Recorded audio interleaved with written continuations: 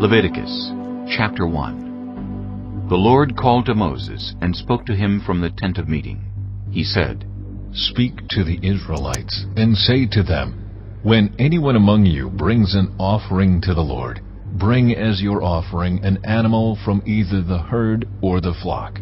If the offering is a burnt offering from the herd, you are to offer a male without defect. You must present it at the entrance to the tent of meeting, so that it will be acceptable to the Lord. You are to lay your hand on the head of the burnt offering, and it will be accepted on your behalf to make atonement for you. You are to slaughter the young bull before the Lord, and then Aaron's sons the priests shall bring the blood and splash it against the sides of the altar at the entrance to the tent of meeting. You are to skin the burnt offering and cut it into pieces.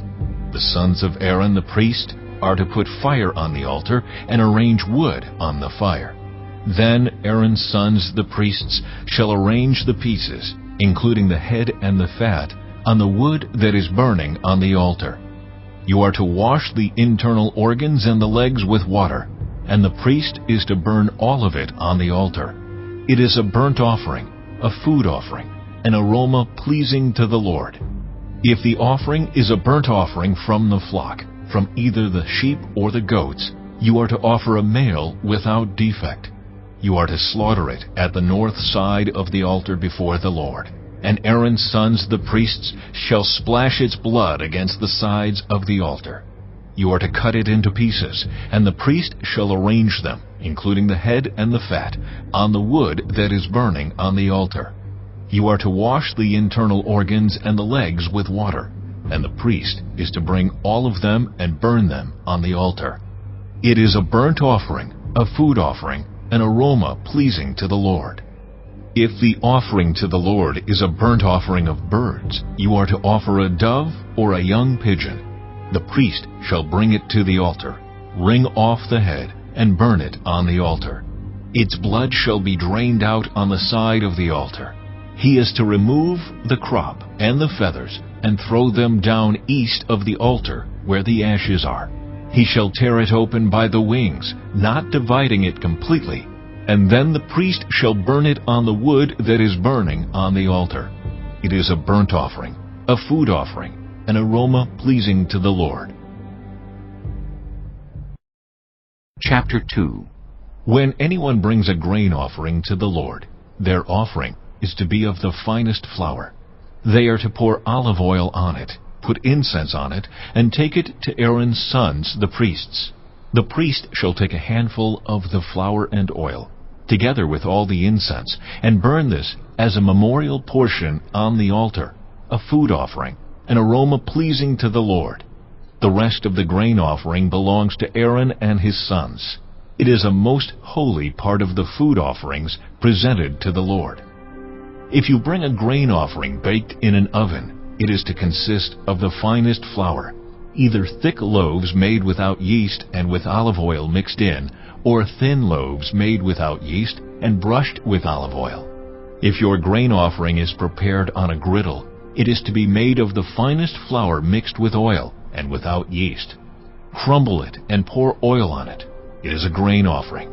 If your grain offering is cooked in a pan, it is to be made of the finest flour and some olive oil. Bring the grain offering made of these things to the Lord. Present it to the priest, who shall take it to the altar. He shall take out the memorial portion from the grain offering and burn it on the altar as a food offering, an aroma pleasing to the Lord. The rest of the grain offering belongs to Aaron and his sons. It is a most holy part of the food offerings presented to the Lord.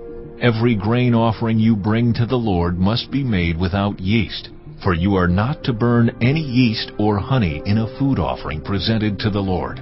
You may bring them to the Lord as an offering of the first fruits, but they are not to be offered on the altar as a pleasing aroma. Season all your grain offerings with salt. Do not leave the salt of the covenant of your God out of your grain offerings. Add salt to all your offerings. If you bring a grain offering of first fruits to the Lord, offer crushed heads of new grain roasted in the fire. Put oil and incense on it. It is a grain offering. The priest shall burn the memorial portion of the crushed grain and the oil, together with all the incense, as a food offering, presented to the Lord. Chapter 3. If your offering is a fellowship offering, and you offer an animal from the herd, whether male or female, you are to present before the Lord an animal without defect.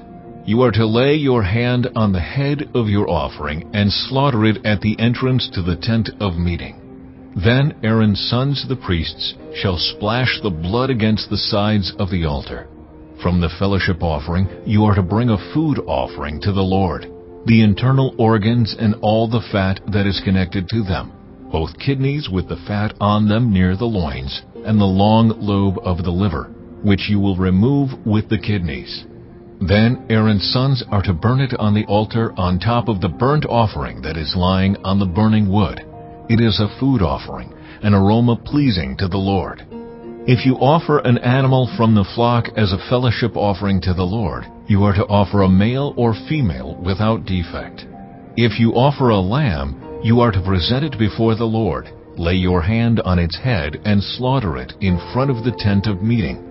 Then Aaron's sons shall splash its blood against the sides of the altar. From the fellowship offering, you are to bring a food offering to the Lord. Its fat, the entire fat tail cut off close to the backbone, the internal organs and all the fat that is connected to them, both kidneys with the fat on them near the loins, and the long lobe of the liver, which you will remove with the kidneys. The priest shall burn them on the altar as a food offering presented to the Lord. If your offering is a goat, you are to present it before the Lord. Lay your hand on its head and slaughter it in front of the tent of meeting. Then Aaron's sons shall splash its blood against the sides of the altar. From what you offer, you are to present this food offering to the Lord, the internal organs and all the fat that is connected to them, both kidneys with the fat on them near the loins, and the long lobe of the liver, which you will remove with the kidneys. The priest shall burn them on the altar as a food offering, a pleasing aroma. All the fat is the Lord's. This is a lasting ordinance for the generations to come. Wherever you live, you must not eat any fat or any blood. Chapter 4. The Lord said to Moses, Say to the Israelites, when anyone sins unintentionally and does what is forbidden in any of the Lord's commands, if the anointed priest sins, bringing guilt on the people, he must bring to the Lord a young bull without defect as a sin offering for the sin he has committed. He is to present the bull at the entrance to the tent of meeting before the Lord. He is to lay his hand on its head and slaughter it there before the Lord. Then the anointed priest shall take some of the bull's blood and carry it into the tent of meeting. He is to dip his finger into the blood and sprinkle some of it 7 times before the Lord, in front of the curtain of the sanctuary. The priest shall then put some of the blood on the horns of the altar of fragrant incense that is before the Lord in the tent of meeting. The rest of the bull's blood he shall pour out at the base of the altar of burnt offering at the entrance to the tent of meeting. He shall remove all the fat from the bull of the sin offering, all the fat that is connected to the internal organs, both kidneys with the fat on them near the loins, and the long lobe of the liver, which he will remove with the kidneys, just as the fat is removed from the ox sacrificed as a fellowship offering. Then the priest shall burn them on the altar of burnt offering. But the hide of the bull and all its flesh, as well as the head and legs, the internal organs and the intestines, that is, all the rest of the bull, he must take outside the camp to a place ceremonially clean, where the ashes are thrown, and burn it there in a wood fire on the ash heap. If the whole Israelite community sins unintentionally and does what is forbidden in any of the Lord's commands, even though the community is unaware of the matter, when they realize their guilt and the sin they committed becomes known, the assembly must bring a young bull as a sin offering and present it before the tent of meeting. The elders of the community are to lay their hands on the bull's head before the Lord, and the bull shall be slaughtered before the Lord. Then the anointed priest is to take some of the bull's blood into the tent of meeting. He shall dip his finger into the blood and sprinkle it before the Lord 7 times in front of the curtain. He is to put some of the blood on the horns of the altar that is before the Lord in the tent of meeting. The rest of the blood he shall pour out at the base of the altar of burnt offering at the entrance to the tent of meeting. He shall remove all the fat from it and burn it on the altar, and do with this bull just as he did with the bull for the sin offering. In this way, the priest will make atonement for the community, and they will be forgiven. Then he shall take the bull outside the camp and burn it as he burned the first bull. This is the sin offering for the community. When a leader sins unintentionally and does what is forbidden in any of the commands of the Lord his God, when he realizes his guilt and the sin he has committed becomes known, he must bring as his offering a male goat without defect. He is to lay his hand on the goat's head and slaughter it at the place where the burnt offering is slaughtered before the Lord. It is a sin offering. Then the priest shall take some of the blood of the sin offering with his finger and put it on the horns of the altar of burnt offering and pour out the rest of the blood at the base of the altar. He shall burn all the fat on the altar as he burned the fat of the fellowship offering. In this way, the priest will make atonement for the leader's sin, and he will be forgiven. If any member of the community sins unintentionally and does what is forbidden in any of the Lord's commands, when they realize their guilt and the sin they have committed becomes known, they must bring as their offering for the sin they committed a female goat without defect. They are to lay their hand on the head of the sin offering and slaughter it at the place of the burnt offering. Then the priest is to take some of the blood with his finger and put it on the horns of the altar of burnt offering and pour out the rest of the blood at the base of the altar. They shall remove all the fat, just as the fat is removed from the fellowship offering, and the priest shall burn it on the altar as an aroma pleasing to the Lord. In this way, the priest will make atonement for them, and they will be forgiven. If someone brings a lamb as their sin offering, they are to bring a female without defect. They are to lay their hand on its head and slaughter it for a sin offering at the place where the burnt offering is slaughtered. Then the priest shall take some of the blood of the sin offering with his finger and put it on the horns of the altar of burnt offering and pour out the rest of the blood at the base of the altar. They shall remove all the fat, just as the fat is removed from the lamb of the fellowship offering, and the priest shall burn it on the altar on top of the food offerings presented to the Lord. In this way, the priest will make atonement for them for the sin they have committed, and they will be forgiven. Chapter 5. If anyone sins because they do not speak up when they hear a public charge to testify regarding something they have seen or learned about, they will be held responsible. If anyone becomes aware that they are guilty, if they unwittingly touch anything ceremonially unclean, whether the carcass of an unclean animal, wild or domestic, or of any unclean creature that moves along the ground, and they are unaware that they have become unclean, but then they come to realize their guilt, or if they touch human uncleanness, anything that would make them unclean, even though they are unaware of it, but then they learn of it and realize their guilt, or if anyone thoughtlessly takes an oath to do anything, whether good or evil, in any matter one might carelessly swear about, even though they are unaware of it, but then they learn of it and realize their guilt. When anyone becomes aware that they are guilty in any of these matters, they must confess in what way they have sinned. As a penalty for the sin they have committed, they must bring to the Lord a female lamb or goat from the flock as a sin offering, and the priest shall make atonement for them for their sin. Anyone who cannot afford a lamb is to bring 2 doves or 2 young pigeons to the Lord as a penalty for their sin, one for a sin offering and the other for a burnt offering. They are to bring them to the priest, who shall first offer the one for the sin offering. He is to wring its head from its neck, not dividing it completely, and is to splash some of the blood of the sin offering against the side of the altar. The rest of the blood must be drained out at the base of the altar. It is a sin offering. The priest shall then offer the other as a burnt offering in the prescribed way and make atonement for them for the sin they have committed, and they will be forgiven. If, however, they cannot afford 2 doves or 2 young pigeons, they are to bring as an offering for their sin 1/10 of an ephah of the finest flour for a sin offering. They must not put olive oil or incense on it, because it is a sin offering. They are to bring it to the priest, who shall take a handful of it as a memorial portion and burn it on the altar on top of the food offerings presented to the Lord. It is a sin offering. In this way, the priest will make atonement for them, for any of these sins they have committed, and they will be forgiven. The rest of the offering will belong to the priest, as in the case of the grain offering. The Lord said to Moses, When anyone is unfaithful to the Lord by sinning unintentionally in regard to any of the Lord's holy things, they are to bring to the Lord as a penalty a ram from the flock, one without defect, and of the proper value in silver according to the sanctuary shekel.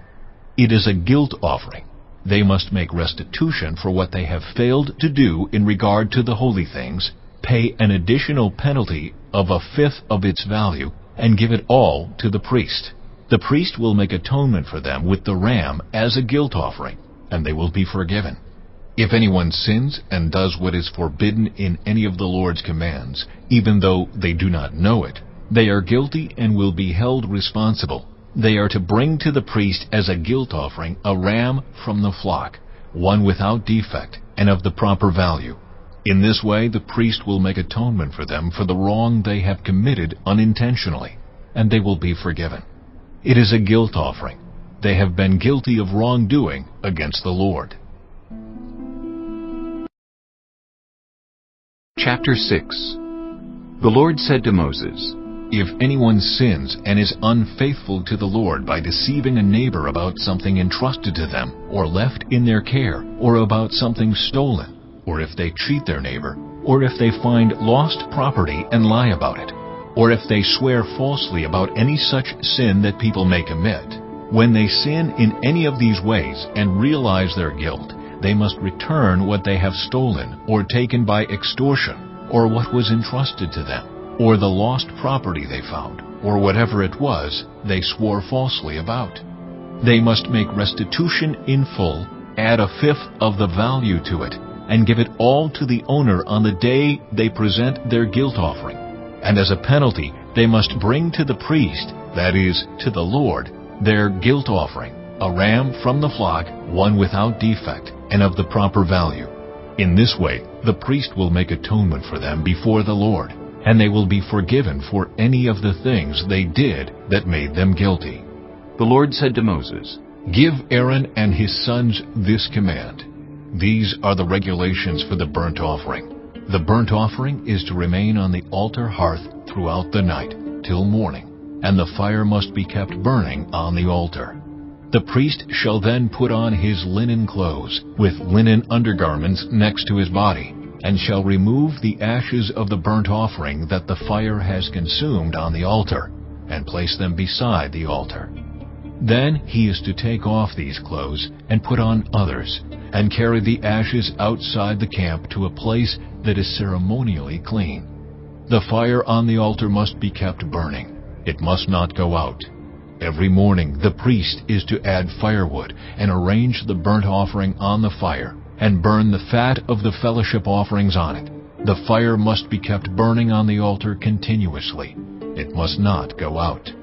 These are the regulations for the grain offering. Aaron's sons are to bring it before the Lord in front of the altar. The priest is to take a handful of the finest flour and some olive oil, together with all the incense on the grain offering, and burn the memorial portion on the altar as an aroma pleasing to the Lord. Aaron and his sons shall eat the rest of it, but it is to be eaten without yeast in the sanctuary area. They are to eat it in the courtyard of the tent of meeting. It must not be baked with yeast. I have given it as their share of the food offerings presented to me.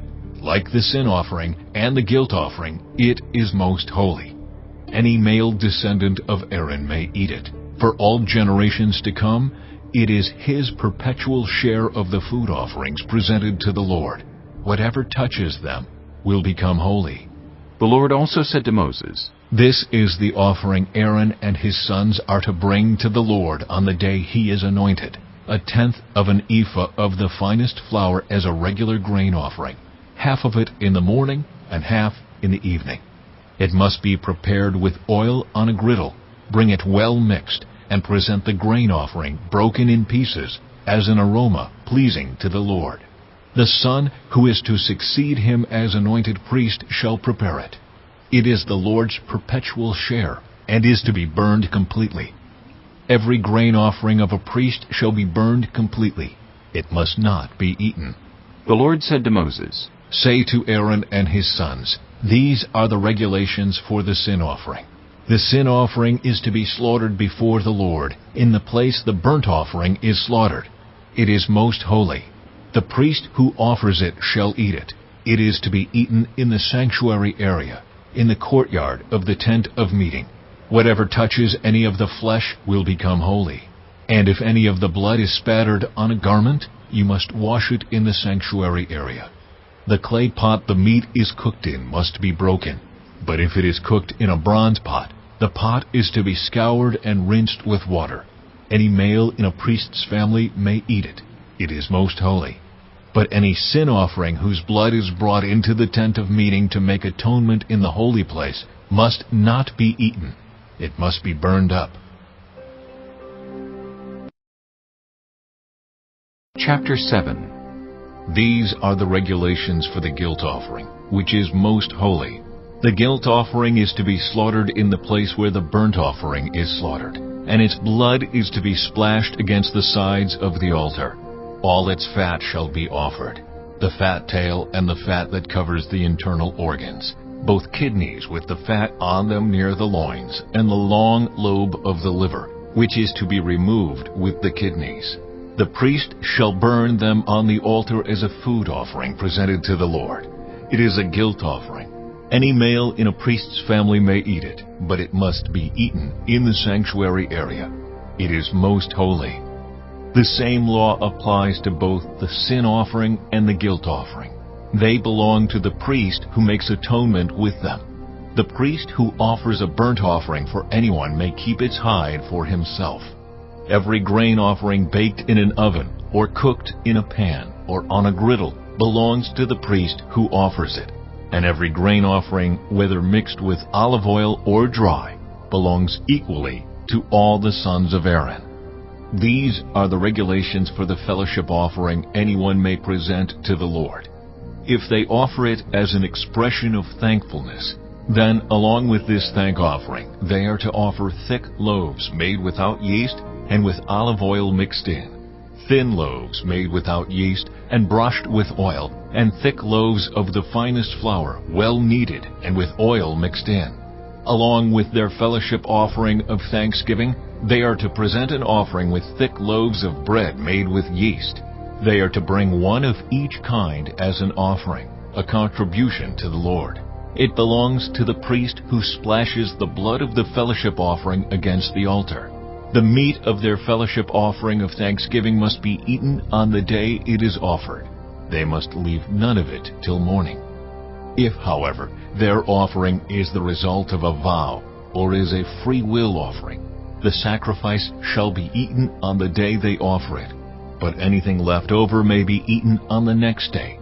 Any meat of the sacrifice left over till the third day must be burned up. If any meat of the fellowship offering is eaten on the third day, the one who offered it will not be accepted. It will not be reckoned to their credit, for it has become impure. The person who eats any of it will be held responsible. Meat that touches anything ceremonially unclean must not be eaten. It must be burned up. As for other meat, anyone ceremonially clean may eat it. But if anyone who is unclean eats any meat of the fellowship offering belonging to the Lord, they must be cut off from their people. Anyone who touches something unclean, whether human uncleanness, or an unclean animal, or any unclean creature that moves along the ground, and then eats any of the meat of the fellowship offering belonging to the Lord, must be cut off from their people. The Lord said to Moses, "Say to the Israelites, do not eat any of the fat of cattle, sheep, or goats. The fat of an animal found dead or torn by wild animals may be used for any other purpose, but you must not eat it.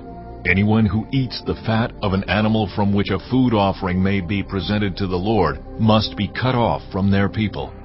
And wherever you live, you must not eat the blood of any bird or animal. Anyone who eats blood must be cut off from their people."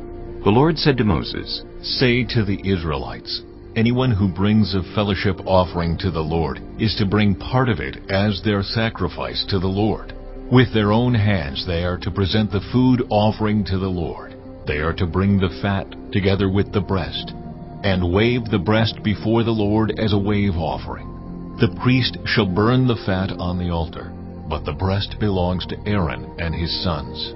You are to give the right thigh of your fellowship offerings to the priest as a contribution. The son of Aaron who offers the blood and the fat of the fellowship offering shall have the right thigh as his share. From the fellowship offerings of the Israelites I have taken the breast that is waved and the thigh that is presented, and have given them to Aaron the priest and his sons as their perpetual share from the Israelites."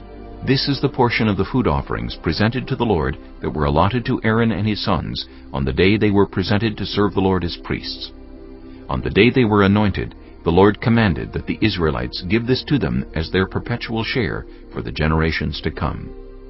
These then are the regulations for the burnt offering, the grain offering, the sin offering, the guilt offering, the ordination offering, and the fellowship offering, which the Lord gave Moses at Mount Sinai in the desert of Sinai on the day he commanded the Israelites to bring their offerings to the Lord."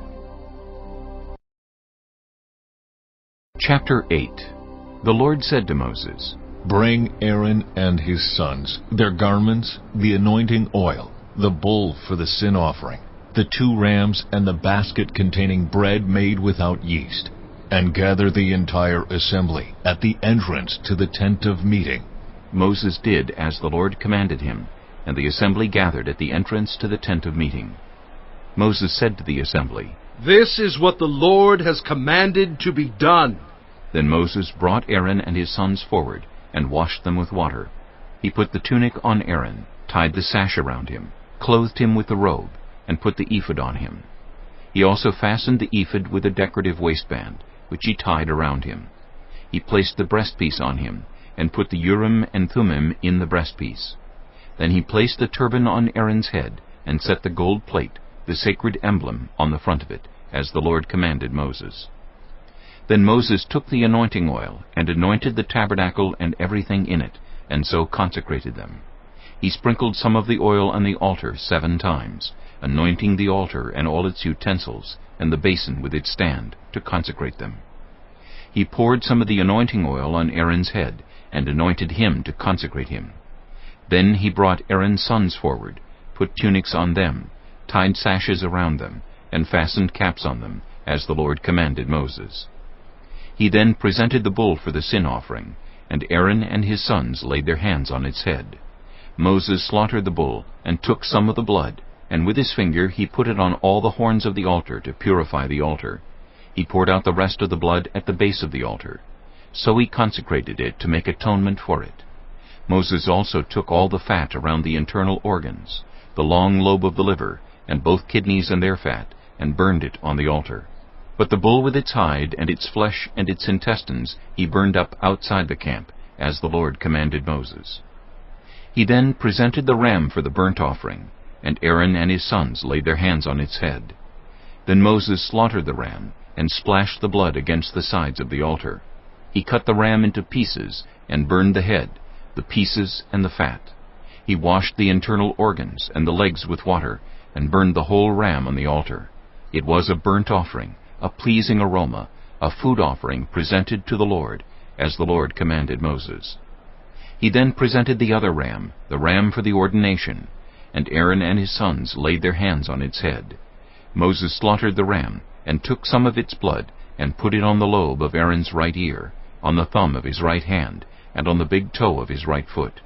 Moses also brought Aaron's sons forward, and put some of the blood on the lobes of their right ears, on the thumbs of their right hands, and on the big toes of their right feet. Then he splashed blood against the sides of the altar. After that he took the fat tail, all the fat around the internal organs, the long lobe of the liver, both kidneys and their fat, and the right thigh. And from the basket of bread made without yeast, which was before the Lord, he took one thick loaf with olive oil mixed in, and one thin loaf, and he put these on the fat portions and on the right thigh. He put all these in the hands of Aaron and his sons, and they waved them before the Lord as a wave offering. Then Moses took them from their hands, and burned them on the altar on top of the burnt offering as an ordination offering, a pleasing aroma, a food offering presented to the Lord. Moses also took the breast, which was his share of the ordination ram, and waved it before the Lord as a wave offering, as the Lord commanded Moses. Then Moses took some of the anointing oil, and some of the blood from the altar, and sprinkled them on Aaron and his garments, and on his sons and their garments. So he consecrated Aaron and his garments, and his sons and their garments. Moses then said to Aaron and his sons, Cook the meat at the entrance to the tent of meeting, and eat it there with the bread from the basket of ordination offerings, as I was commanded. Aaron and his sons are to eat it. Then burn up the rest of the meat and the bread. Do not leave the entrance to the tent of meeting for 7 days, until the days of your ordination are completed, for your ordination will last 7 days. What has been done today was commanded by the Lord to make atonement for you. You must stay at the entrance to the tent of meeting day and night for 7 days, and do what the Lord requires, so you will not die. For that is what I have been commanded. So Aaron and his sons did everything the Lord commanded through Moses. Chapter 9. On the 8th day Moses summoned Aaron and his sons and the elders of Israel. He said to Aaron, Take a bull calf for your sin offering and a ram for your burnt offering, both without defect, and present them before the Lord. Then say to the Israelites, Take a male goat for a sin offering, a calf and a lamb, both a year old and without defect, for a burnt offering, and an ox and a ram for a fellowship offering to sacrifice before the Lord, together with a grain offering mixed with olive oil. For today the Lord will appear to you. They took the things Moses commanded to the front of the tent of meeting, and the entire assembly came near and stood before the Lord. Then Moses said, This is what the Lord has commanded you to do, so that the glory of the Lord may appear to you. Moses said to Aaron, Come to the altar and sacrifice your sin offering and your burnt offering, and make atonement for yourself and the people. Sacrifice the offering that is for the people, and make atonement for them, as the Lord has commanded. So Aaron came to the altar, and slaughtered the calf as a sin offering for himself. His sons brought the blood to him, and he dipped his finger into the blood, and put it on the horns of the altar. The rest of the blood he poured out at the base of the altar. On the altar he burned the fat, the kidneys, and the long lobe of the liver from the sin offering, as the Lord commanded Moses. The flesh and the hide he burned up outside the camp. Then he slaughtered the burnt offering. His sons handed him the blood, and he splashed it against the sides of the altar. They handed him the burnt offering piece by piece, including the head, and he burned them on the altar. He washed the internal organs and the legs, and burned them on top of the burnt offering on the altar. Aaron then brought the offering that was for the people. He took the goat for the people's sin offering, and slaughtered it, and offered it for a sin offering, as he did with the first one. He brought the burnt offering, and offered it in the prescribed way. He also brought the grain offering, took a handful of it, and burned it on the altar, in addition to the morning's burnt offering. He slaughtered the ox and the ram as the fellowship offering for the people. His sons handed him the blood, and he splashed it against the sides of the altar. But the fat portions of the ox and the ram, the fat tail, the layer of fat, the kidneys, and the long lobe of the liver, these they laid on the breasts, and then Aaron burned the fat on the altar. Aaron waved the breasts and the right thigh before the Lord as a wave offering, as Moses commanded. Then Aaron lifted his hands toward the people and blessed them. And having sacrificed the sin offering, the burnt offering, and the fellowship offering, he stepped down. Moses and Aaron then went into the tent of meeting. When they came out, they blessed the people, and the glory of the Lord appeared to all the people. Fire came out from the presence of the Lord, and consumed the burnt offering and the fat portions on the altar. And when all the people saw it, they shouted for joy, and fell face down. Chapter 10. Aaron's sons, Nadab and Abihu, took their censers, put fire in them, and added incense. And they offered unauthorized fire before the Lord, contrary to his command. So fire came out from the presence of the Lord and consumed them, and they died before the Lord. Moses then said to Aaron, This is what the Lord spoke of when he said, Among those who approach me, I will be proved holy. In the sight of all the people, I will be honored. Aaron remained silent. Moses summoned Mishael and Elzaphan, sons of Aaron's uncle Uzziel, and said to them, Come here, carry your cousins outside the camp, away from the front of the sanctuary. So they came and carried them, still in their tunics, outside the camp, as Moses ordered. Then Moses said to Aaron and his sons Eleazar and Ithamar, Do not let your hair become unkempt, and do not tear your clothes, or you will die, and the Lord will be angry with the whole community. But your relatives, all the Israelites, may mourn for those the Lord has destroyed by fire. Do not leave the entrance to the tent of meeting, or you will die, because the Lord's anointing oil is on you. So they did as Moses said. Then the Lord said to Aaron, You and your sons are not to drink wine or other fermented drink whenever you go into the tent of meeting, or you will die.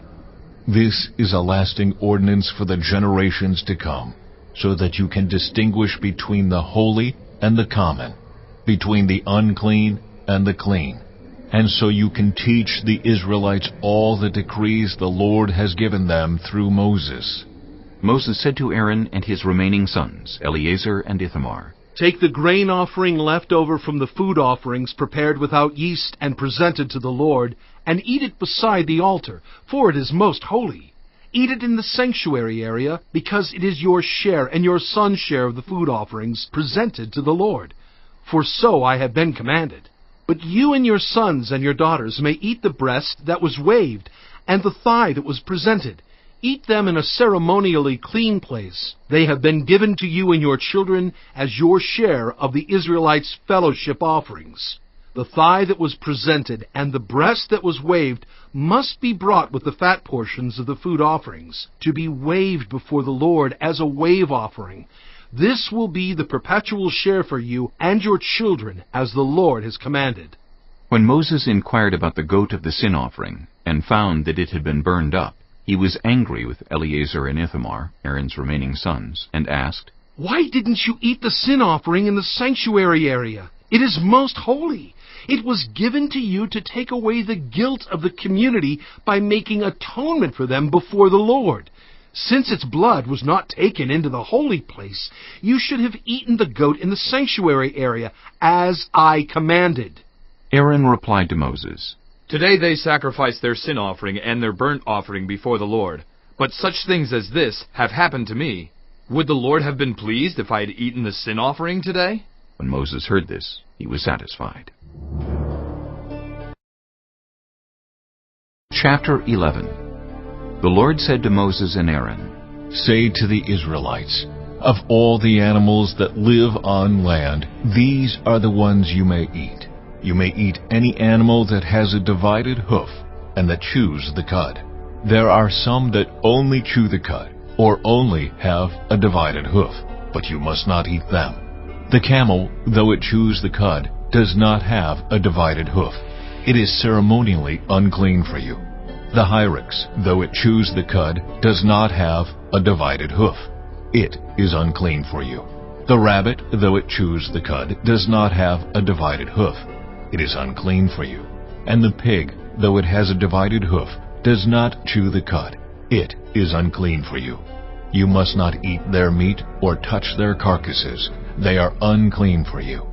Of all the creatures living in the water of the seas and the streams, you may eat any that have fins and scales. But all creatures in the seas or streams that do not have fins and scales, whether among all the swarming things or among all the other living creatures in the water, you are to regard as unclean.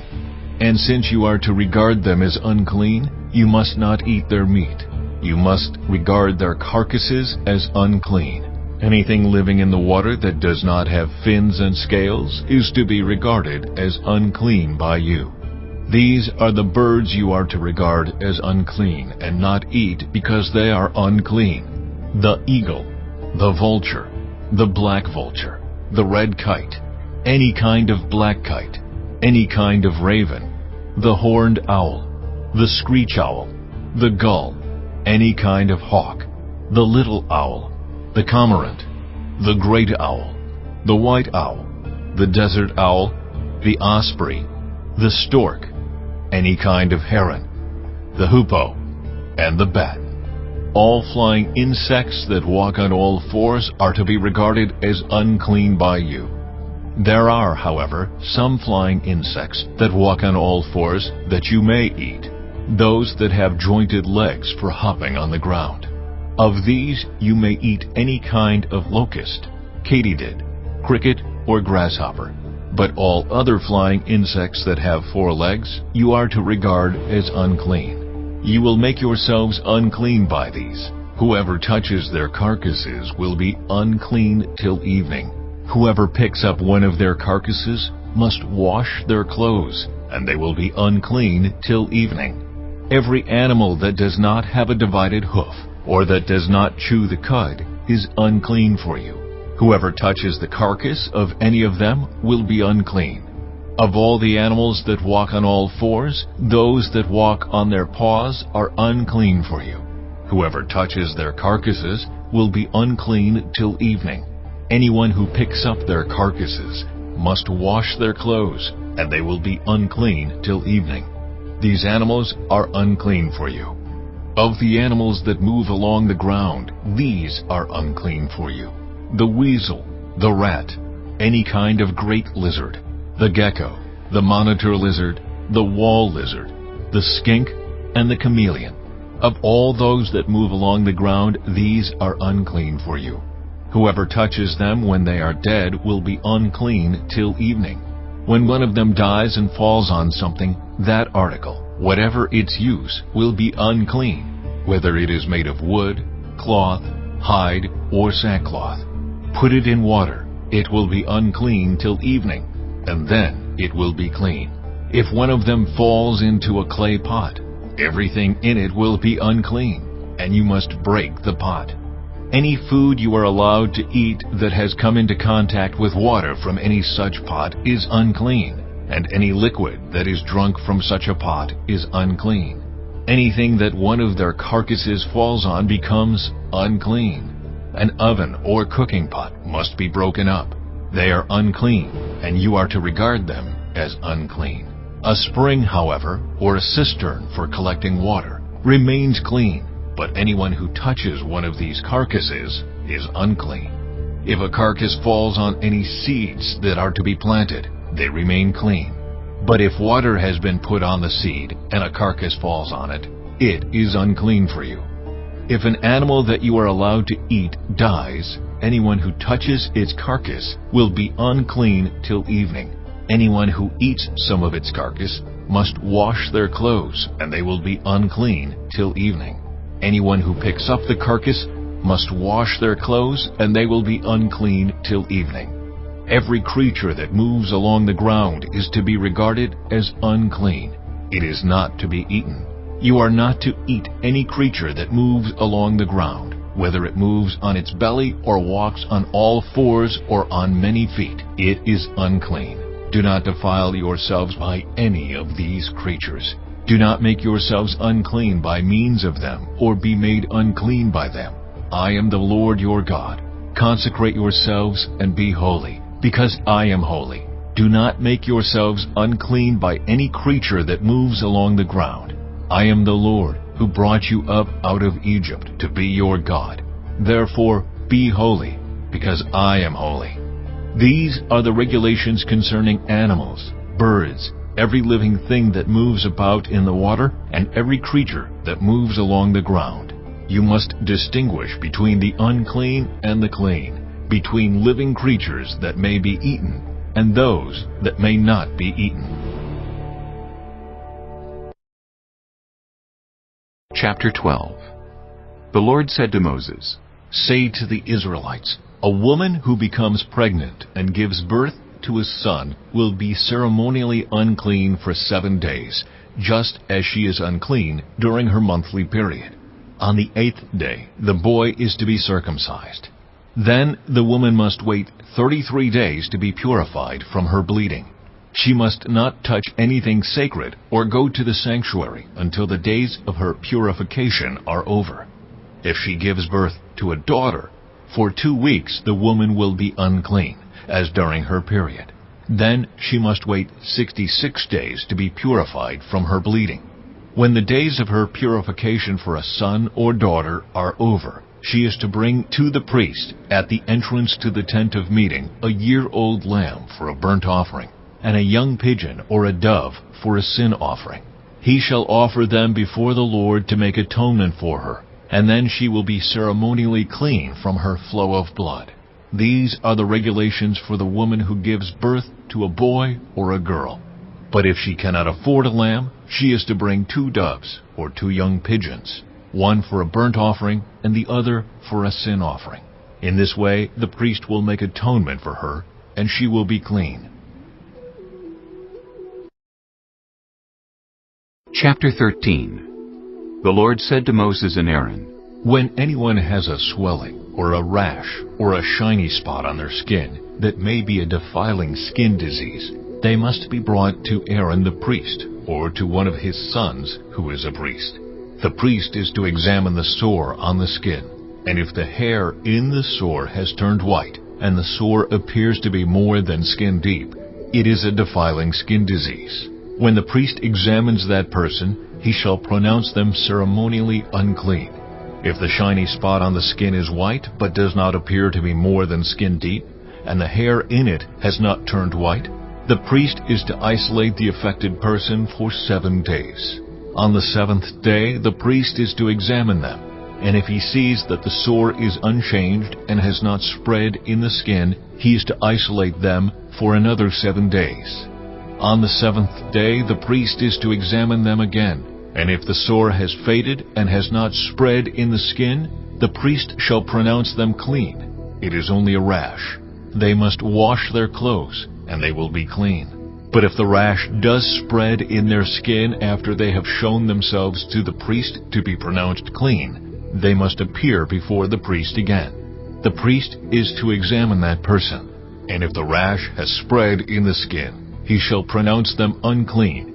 It is a defiling skin disease. When anyone has a defiling skin disease, they must be brought to the priest. The priest is to examine them, and if there is a white swelling in the skin that has turned the hair white, and if there is raw flesh in the swelling, it is a chronic skin disease, and the priest shall pronounce them unclean. He is not to isolate them, because they are already unclean. If the disease breaks out all over their skin, and, so far as the priest can see, it covers all the skin of the affected person from head to foot, the priest is to examine them. And if the disease has covered their whole body, he shall pronounce them clean. Since it has all turned white, they are clean. But whenever raw flesh appears on them, they will be unclean. When the priest sees the raw flesh, he shall pronounce them unclean. The raw flesh is unclean. They have a defiling disease. If the raw flesh changes and turns white, they must go to the priest. The priest is to examine them, and if the sores have turned white, the priest shall pronounce the affected person clean. Then they will be clean. When someone has a boil on their skin and it heals, and in the place where the boil was, a white swelling or reddish-white spot appears, they must present themselves to the priest. The priest is to examine it, and if it appears to be more than skin deep, and the hair in it has turned white, the priest shall pronounce that person unclean. It is a defiling skin disease that has broken out where the boil was. But if, when the priest examines it, there is no white hair in it, and it is not more than skin deep and has faded, then the priest is to isolate them for 7 days. If it is spreading in the skin, the priest shall pronounce them unclean. It is a defiling disease. But if the spot is unchanged and has not spread, it is only a scar from the boil, and the priest shall pronounce them clean. When someone has a burn on their skin and a reddish white or white spot appears in the raw flesh of the burn, the priest is to examine the spot. And if the hair in it has turned white and it appears to be more than skin deep, it is a defiling disease that has broken out in the burn. The priest shall pronounce them unclean. It is a defiling skin disease. But if the priest examines it, and there is no white hair in the spot, and if it is not more than skin deep and has faded, then the priest is to isolate them for 7 days. On the 7th day the priest is to examine that person, and if it is spreading in the skin, the priest shall pronounce them unclean. It is a defiling skin disease. If, however, the spot is unchanged and has not spread in the skin, but has faded, it is a swelling from the burn, and the priest shall pronounce them clean. It is only a scar from the burn.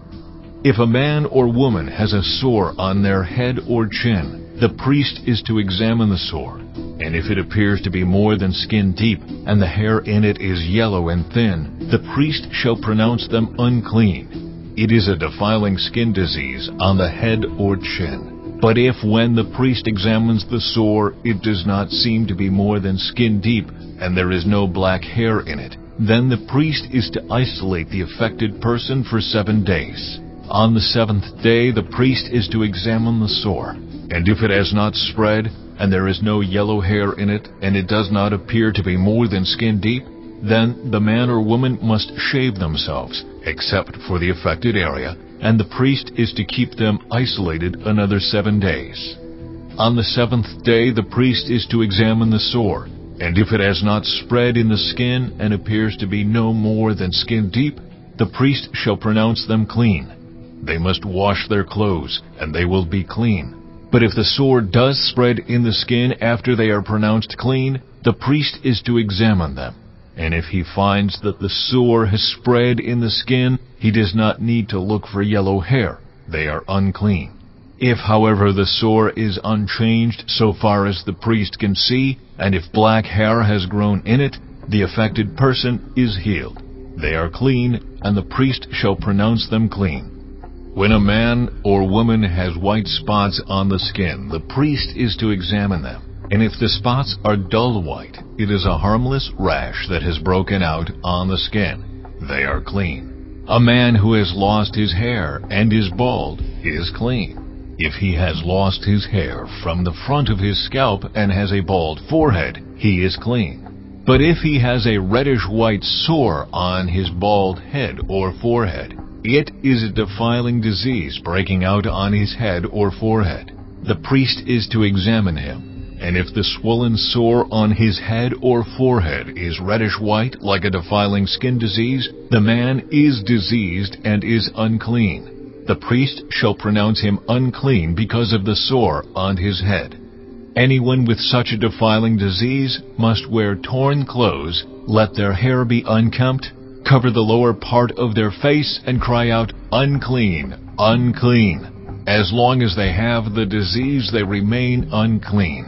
They must live alone. They must live outside the camp.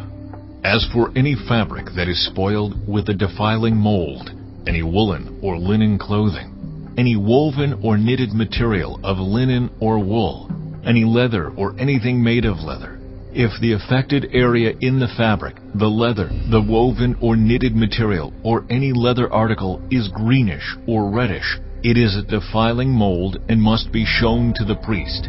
The priest is to examine the affected area and isolate the article for 7 days.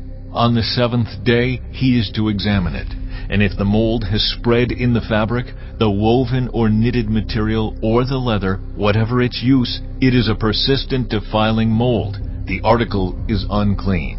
He must burn the fabric, the woven or knitted material of wool or linen, or any leather article that has been spoiled, because the defiling mold is persistent. The article must be burned.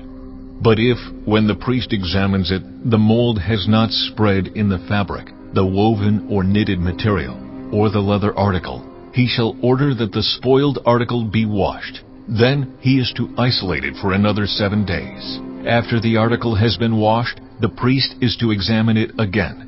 And if the mold has not changed its appearance, even though it has not spread, it is unclean. Burn it, no matter which side of the fabric has been spoiled. If, when the priest examines it, the mold has faded after the article has been washed, he is to tear the spoiled part out of the fabric, the leather, or the woven or knitted material. But if it reappears in the fabric, in the woven or knitted material, or in the leather article, it is a spreading mold. Whatever has the mold must be burned. Any fabric, woven, or knitted material, or any leather article that has been washed and is rid of the mold must be washed again. Then it will be clean. These are the regulations concerning defiling molds in woolen or linen clothing, woven or knitted material, or any leather article, for pronouncing them clean or unclean. Chapter 14. The Lord said to Moses, These are the regulations for any diseased person at the time of their ceremonial cleansing, when they are brought to the priest. The priest is to go outside the camp and examine them. If they have been healed of their defiling skin disease, the priest shall order that 2 live clean birds and some cedar wood, scarlet yarn, and hyssop be brought for the person to be cleansed. Then the priest shall order that one of the birds be killed over fresh water in a clay pot. He is then to take the live bird and dip it, together with the cedar wood, the scarlet yarn, and the hyssop, into the blood of the bird that was killed over the fresh water. 7 times he shall sprinkle the one to be cleansed of the defiling disease, and then pronounce them clean.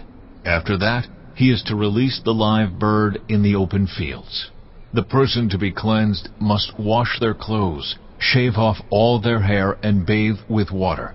Then they will be ceremonially clean. After this they may come into the camp, but they must stay outside their tent for 7 days. On the 7th day they must shave off all their hair. They must shave their head, their beard, their eyebrows, and the rest of their hair. They must wash their clothes and bathe themselves with water, and they will be clean. On the 8th day they must bring 2 male lambs and 1 ewe lamb a year old, each without defect, along with 3/10 of an ephah of the finest flour mixed with olive oil for a grain offering, and 1 log of oil. The priest who pronounces them clean shall present both the one to be cleansed and their offerings before the Lord at the entrance to the tent of meeting. Then the priest is to take one of the male lambs and offer it as a guilt offering, along with the log of oil. He shall wave them before the Lord as a wave offering. He is to slaughter the lamb in the sanctuary area where the sin offering and the burnt offering are slaughtered. Like the sin offering, the guilt offering belongs to the priest. It is most holy. The priest is to take some of the blood of the guilt offering and put it on the lobe of the right ear of the one to be cleansed, on the thumb of their right hand, and on the big toe of their right foot. The priest shall then take some of the log of oil, pour it in the palm of his own left hand, dip his right forefinger into the oil in his palm, and with his finger sprinkle some of it before the Lord 7 times. The priest is to put some of the oil remaining in his palm on the lobe of the right ear of the one to be cleansed, on the thumb of their right hand, and on the big toe of their right foot, on top of the blood of the guilt offering.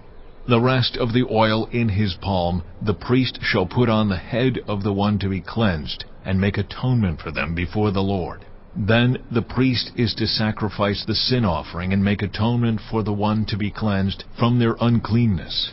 After that the priest shall slaughter the burnt offering and offer it on the altar, together with the grain offering, and make atonement for them, and they will be clean. If, however, they are poor and cannot afford these, they must take 1 male lamb as a guilt offering to be waved to make atonement for them, together with 1/10 of an ephah of the finest flour mixed with olive oil for a grain offering, a log of oil, and 2 doves or 2 young pigeons, such as they can afford, 1 for a sin offering, and the other for a burnt offering. On the 8th day they must bring them for their cleansing to the priest at the entrance to the tent of meeting before the Lord. The priest is to take the lamb for the guilt offering, together with the log of oil, and wave them before the Lord as a wave offering. he shall slaughter the lamb for the guilt offering, and take some of its blood, and put it on the lobe of the right ear of the one to be cleansed, on the thumb of their right hand, and on the big toe of their right foot. The priest is to pour some of the oil into the palm of his own left hand, and with his right forefinger sprinkle some of the oil from his palm 7 times before the Lord. Some of the oil in his palm he is to put on the same places he put the blood of the guilt offering, on the lobe of the right ear of the one to be cleansed, on the thumb of their right hand, and on the big toe of their right foot.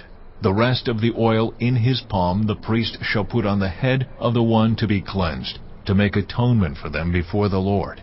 Then he shall sacrifice the doves or the young pigeons, such as the person can afford, one as a sin offering and the other as a burnt offering, together with the grain offering. In this way the priest will make atonement before the Lord on behalf of the one to be cleansed. These are the regulations for anyone who has a defiling skin disease and who cannot afford the regular offerings for their cleansing. The Lord said to Moses and Aaron, When you enter the land of Canaan, which I am giving you as your possession, and I put a spreading mold in a house in that land, the owner of the house must go and tell the priest, I have seen something that looks like a defiling mold in my house. The priest is to order the house to be emptied before he goes in to examine the mold, so that nothing in the house will be pronounced unclean. After this, the priest is to go in and inspect the house. He is to examine the mold on the walls, and if it has greenish or reddish depressions that appear to be deeper than the surface of the wall, the priest shall go out the doorway of the house and close it up for 7 days. On the 7th day the priest shall return to inspect the house. If the mold has spread on the walls, he is to order that the contaminated stones be torn out and thrown into an unclean place outside the town. He must have all the inside walls of the house scraped, and the material that is scraped off dumped into an unclean place outside the town. Then they are to take other stones to replace these, and take new clay and plaster the house. If the defiling mold reappears in the house after the stones have been torn out and the house scraped and plastered, the priest is to go and examine it, and if the mold has spread in the house, it is a persistent defiling mold. The house is unclean. It must be torn down, its stones, timbers, and all the plaster, and taken out of the town to an unclean place. Anyone who goes into the house while it is closed up will be unclean till evening. Anyone who sleeps or eats in the house must wash their clothes. But if the priest comes to examine it, and the mold has not spread after the house has been plastered, he shall pronounce the house clean, because the defiling mold is gone. To purify the house, he is to take 2 birds and some cedar wood, scarlet yarn, and hyssop. He shall kill one of the birds over fresh water in a clay pot. Then he is to take the cedar wood, the hyssop, the scarlet yarn, and the live bird, dip them into the blood of the dead bird and the fresh water, and sprinkle the house 7 times. He shall purify the house with the bird's blood, the fresh water, the live bird, the cedar wood, the hyssop, and the scarlet yarn. Then he is to release the live bird in the open fields outside the town. In this way he will make atonement for the house, and it will be clean. These are the regulations for any defiling skin disease, for a sore, for defiling molds in fabric or in a house, and for a swelling, a rash, or a shiny spot, to determine when something is clean or unclean. These are the regulations for defiling skin diseases and defiling molds. Chapter 15. The Lord said to Moses and Aaron, Speak to the Israelites and say to them, When any man has an unusual bodily discharge, such a discharge is unclean. Whether it continues flowing from his body or is blocked, it will make him unclean. This is how his discharge will bring about uncleanness. Any bed the man with a discharge lies on will be unclean, and anything he sits on will be unclean. Anyone who touches his bed must wash their clothes and bathe with water, and they will be unclean till evening. Whoever sits on anything that the man with a discharge sat on must wash their clothes and bathe with water, and they will be unclean till evening. Whoever touches the man who has a discharge must wash their clothes and bathe with water, and they will be unclean till evening. If the man with the discharge spits on anyone who is clean, they must wash their clothes and bathe with water, and they will be unclean till evening. Everything the man sits on when riding will be unclean, and whoever touches any of the things that were under him will be unclean till evening. Whoever picks up those things must wash their clothes and bathe with water, and they will be unclean till evening. Anyone the man with a discharge touches without rinsing his hands with water must wash their clothes and bathe with water, and they will be unclean till evening. A clay pot that the man touches must be broken, and any wooden article is to be rinsed with water. When a man is cleansed from his discharge, he is to count off 7 days for his ceremonial cleansing. He must wash his clothes and bathe himself with fresh water, and he will be clean. On the 8th day he must take 2 doves or 2 young pigeons, and come before the Lord to the entrance to the tent of meeting and give them to the priest. The priest is to sacrifice them, the one for a sin offering and the other for a burnt offering. In this way he will make atonement before the Lord for the man because of his discharge. When a man has an emission of semen, he must bathe his whole body with water, and he will be unclean till evening. Any clothing or leather that has semen on it must be washed with water, and it will be unclean till evening. When a man has sexual relations with a woman and there is an emission of semen, both of them must bathe with water, and they will be unclean till evening. When a woman has her regular flow of blood, the impurity of her monthly period will last 7 days, and anyone who touches her will be unclean till evening. Anything she lies on during her period will be unclean, and anything she sits on will be unclean. Anyone who touches her bed will be unclean. They must wash their clothes and bathe with water, and they will be unclean till evening. Anyone who touches anything she sits on will be unclean. They must wash their clothes and bathe with water, and they will be unclean till evening. Whether it is the bed or anything she was sitting on, when anyone touches it, they will be unclean till evening. If a man has sexual relations with her, and her monthly flow touches him, he will be unclean for 7 days. Any bed he lies on will be unclean. When a woman has a discharge of blood for many days at a time other than her monthly period, or has a discharge that continues beyond her period, she will be unclean as long as she has the discharge, just as in the days of her period. Any bed she lies on while her discharge continues will be unclean, as is her bed during her monthly period, and anything she sits on will be unclean, as during her period. Anyone who touches them will be unclean. They must wash their clothes and bathe with water, and they will be unclean till evening. When she is cleansed from her discharge, she must count off 7 days, and after that she will be ceremonially clean. On the 8th day she must take 2 doves or 2 young pigeons, and bring them to the priest at the entrance to the tent of meeting. The priest is to sacrifice one for a sin offering and the other for a burnt offering. In this way he will make atonement for her before the Lord for the uncleanness of her discharge. You must keep the Israelites separate from things that make them unclean, so they will not die in their uncleanness for defiling my dwelling place, which is among them. These are the regulations for a man with a discharge, for anyone made unclean by an emission of semen, for a woman in her monthly period, for a man or a woman with a discharge, and for a man who has sexual relations with a woman who is ceremonially unclean. Chapter 16. The Lord spoke to Moses after the death of the 2 sons of Aaron who died when they approached the Lord. The Lord said to Moses, Tell your brother Aaron that he is not to come whenever he chooses into the most holy place behind the curtain in front of the atonement cover on the ark, or else he will die. For I will appear in the cloud over the atonement cover. This is how Aaron is to enter the most holy place.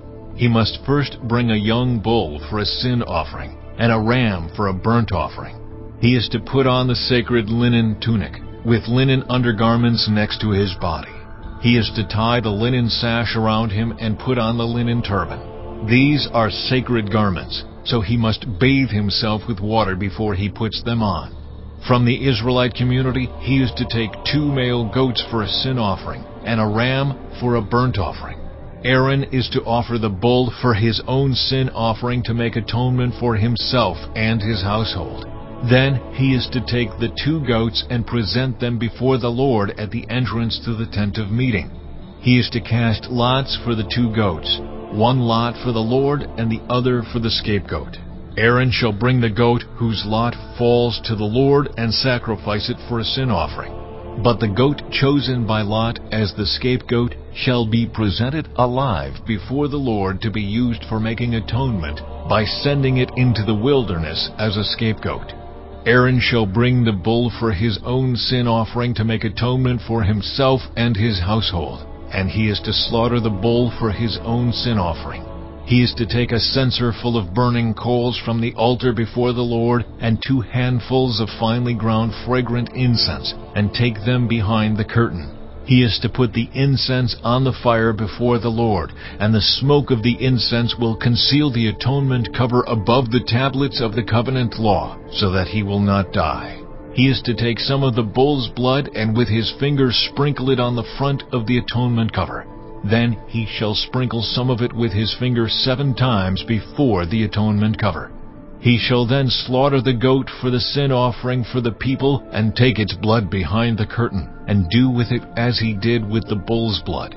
He shall sprinkle it on the atonement cover and in front of it. In this way he will make atonement for the most holy place, because of the uncleanness and rebellion of the Israelites, whatever their sins have been. He is to do the same for the tent of meeting, which is among them in the midst of their uncleanness. No one is to be in the tent of meeting from the time Aaron goes in to make atonement in the most holy place until he comes out, having made atonement for himself, his household, and the whole community of Israel. Then he shall come out to the altar that is before the Lord and make atonement for it. He shall take some of the bull's blood and some of the goat's blood and put it on all the horns of the altar. He shall sprinkle some of the blood on it with his fingers 7 times to cleanse it and to consecrate it from the uncleanness of the Israelites. When Aaron has finished making atonement for the most holy place, the tent of meeting and the altar, he shall bring forward the live goat. He is to lay both hands on the head of the live goat and confess over it all the wickedness and rebellion of the Israelites, all their sins, and put them on the goat's head. He shall send the goat away into the wilderness in the care of someone appointed for the task. The goat will carry on itself all their sins to a remote place, and the man shall release it in the wilderness. Then Aaron is to go into the tent of meeting and take off the linen garments he put on before he entered the most holy place, and he is to leave them there. He shall bathe himself with water in the sanctuary area and put on his regular garments. Then he shall come out and sacrifice the burnt offering for himself and the burnt offering for the people to make atonement for himself and for the people. He shall also burn the fat of the sin offering on the altar. The man who releases the goat as a scapegoat must wash his clothes and bathe himself with water. Afterward he may come into the camp. The bull and the goat for the sin offerings, whose blood was brought into the most holy place to make atonement, must be taken outside the camp. Their hides, flesh, and intestines are to be burned up. The man who burns them must wash his clothes and bathe himself with water. Afterward he may come into the camp. This is to be a lasting ordinance for you. On the 10th day of the 7th month, you must deny yourselves and not do any work, whether native-born or a foreigner residing among you, because on this day atonement will be made for you, to cleanse you. Then before the Lord you will be clean from all your sins. It is a day of Sabbath rest, and you must deny yourselves. It is a lasting ordinance. The priest who is anointed and ordained to succeed his father as high priest is to make atonement. He is to put on the sacred linen garments and make atonement for the most holy place, for the tent of meeting and the altar. and for the priests and all the members of the community. This is to be a lasting ordinance for you.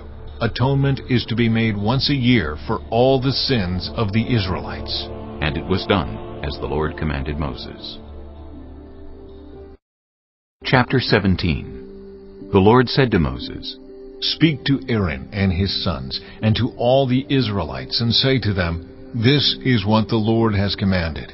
Any Israelite who sacrifices an ox, a lamb, or a goat in the camp or outside of it, instead of bringing it to the entrance to the tent of meeting to present it as an offering to the Lord in front of the tabernacle of the Lord, that person shall be considered guilty of bloodshed. They have shed blood and must be cut off from their people. This is so the Israelites will bring to the Lord the sacrifices they are now making in the open fields. They must bring them to the priest, that is, to the Lord, at the entrance to the tent of meeting, and sacrifice them as fellowship offerings. The priest is to splash the blood against the altar of the Lord at the entrance to the tent of meeting, and burn the fat as an aroma pleasing to the Lord. They must no longer offer any of their sacrifices to the goat idols, to whom they prostitute themselves. This is to be a lasting ordinance for them and for the generations to come. Say to them, any Israelite or any foreigner residing among them who offers a burnt offering or sacrifice and does not bring it to the entrance to the tent of meeting to sacrifice it to the Lord, must be cut off from the people of Israel. I will set my face against any Israelite or any foreigner residing among them who eats blood, and I will cut them off from the people. For the life of a creature is in the blood, and I have given it to you to make atonement for yourselves on the altar. It is the blood that makes atonement for one's life. Therefore I say to the Israelites, none of you may eat blood, nor may any foreigner residing among you eat blood. Any Israelite or any foreigner residing among you who hunts any animal or bird that may be eaten must drain out the blood and cover it with earth, because the life of every creature is its blood. That is why I have said to the Israelites, you must not eat the blood of any creature, because the life of every creature is its blood. Anyone who eats it must be cut off.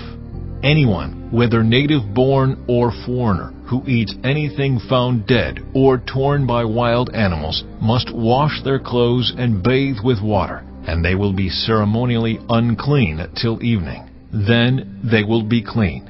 But if they do not wash their clothes and bathe themselves, they will be held responsible.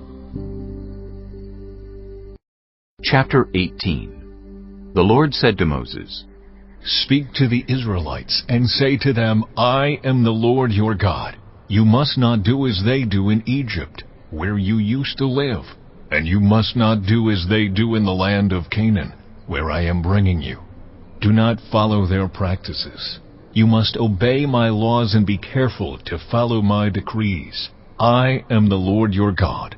Keep my decrees and laws, for the person who obeys them will live by them. I am the Lord. No one is to approach any close relative to have sexual relations. I am the Lord. Do not dishonor your father by having sexual relations with your mother. She is your mother. Do not have relations with her. Do not have sexual relations with your father's wife. That would dishonor your father. Do not have sexual relations with your sister, either your father's daughter or your mother's daughter, whether she was born in the same home or elsewhere. Do not have sexual relations with your son's daughter or your daughter's daughter. That would dishonor you. Do not have sexual relations with the daughter of your father's wife, born to your father. She is your sister. Do not have sexual relations with your father's sister. She is your father's close relative. Do not have sexual relations with your mother's sister, because she is your mother's close relative. Do not dishonor your father's brother by approaching his wife to have sexual relations. She is your aunt. Do not have sexual relations with your daughter-in-law. She is your son's wife. Do not have relations with her. Do not have sexual relations with your brother's wife. That would dishonor your brother. Do not have sexual relations with both a woman and her daughter. Do not have sexual relations with either her son's daughter or her daughter's daughter. They are her close relatives. That is wickedness. Do not take your wife's sister as a rival wife and have sexual relations with her while your wife is living. Do not approach a woman to have sexual relations during the uncleanness of her monthly period. Do not have sexual relations with your neighbor's wife and defile yourself with her. Do not give any of your children to be sacrificed to Moloch, for you must not profane the name of your God. I am the Lord. Do not have sexual relations with a man as one does with a woman. That is detestable. Do not have sexual relations with an animal and defile yourself with it. A woman must not present herself to an animal to have sexual relations with it. That is a perversion. Do not defile yourselves in any of these ways, because this is how the nations that I am going to drive out before you became defiled. Even the land was defiled, so I punished it for its sin, and the land vomited out its inhabitants. But you must keep my decrees and my laws. The native-born and the foreigners residing among you must not do any of these detestable things, for all these things were done by the people who lived in the land before you, and the land became defiled. And if you defile the land, it will vomit you out as it vomited out the nations that were before you. Everyone who does any of these detestable things, such persons must be cut off from their people. Keep my requirements, and do not follow any of the detestable customs that were practiced before you came, and do not defile yourselves with them. I am the Lord your God. Chapter 19. The Lord said to Moses, Speak to the entire assembly of Israel, and say to them, Be holy, because I, the Lord your God, am holy. Each of you must respect your mother and father, and you must observe my Sabbaths. I am the Lord your God. Do not turn to idols or make metal gods for yourselves. I am the Lord your God. When you sacrifice a fellowship offering to the Lord, sacrifice it in such a way that it will be accepted on your behalf. It shall be eaten on the day you sacrifice it, or on the next day. Anything left over until the third day must be burned up. If any of it is eaten on the third day, it is impure and will not be accepted. Whoever eats it will be held responsible, because they have desecrated what is holy to the Lord. They must be cut off from their people. When you reap the harvest of your land, do not reap to the very edges of your field, or gather the gleanings of your harvest. Do not go over your vineyard a second time, or pick up the grapes that have fallen. Leave them for the poor and the foreigner. I am the Lord your God. Do not steal. Do not lie. Do not deceive one another. Do not swear falsely by my name, and so profane the name of your God. I am the Lord. Do not defraud or rob your neighbor. Do not hold back the wages of a hired worker overnight. Do not curse the deaf or put a stumbling block in front of the blind, but fear your God. I am the Lord. Do not pervert justice. Do not show partiality to the poor or favoritism to the great, but judge your neighbor fairly. Do not go about spreading slander among your people. Do not do anything that endangers your neighbor's life. I am the Lord. Do not hate a fellow Israelite in your heart. Rebuke your neighbor frankly, so you will not share in their guilt. Do not seek revenge or bear a grudge against anyone among your people, but love your neighbor as yourself. I am the Lord. Keep my decrees. Do not mate different kinds of animals. Do not plant your field with two kinds of seed. Do not wear clothing woven of two kinds of material. If a man sleeps with a female slave who is promised to another man, but who has not been ransomed or given her freedom, there must be due punishment. Yet they are not to be put to death, because she had not been freed. The man, however, must bring a ram to the entrance to the tent of meeting for a guilt offering to the Lord.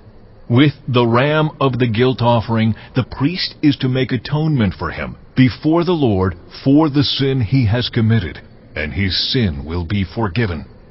When you enter the land and plant any kind of fruit tree, regard its fruit as forbidden. For 3 years you are to consider it forbidden. It must not be eaten. In the 4th year all its fruit will be holy, an offering of praise to the Lord. But in the 5th year you may eat its fruit. In this way your harvest will be increased. I am the Lord your God. Do not eat any meat with the blood still in it. Do not practice divination or seek omens. Do not cut the hair at the sides of your head, or clip off the edges of your beard. Do not cut your bodies for the dead, or put tattoo marks on yourselves. I am the Lord. Do not degrade your daughter by making her a prostitute, or the land will turn to prostitution and be filled with wickedness. Observe my Sabbaths, and have reverence for my sanctuary. I am the Lord.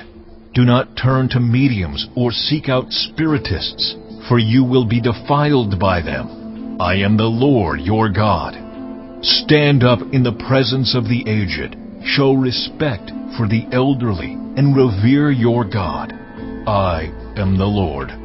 When a foreigner resides among you in your land, do not mistreat them. The foreigner residing among you must be treated as your native born. Love them as yourself, for you were foreigners in Egypt. I am the Lord your God. Do not use dishonest standards when measuring length, weight, or quantity.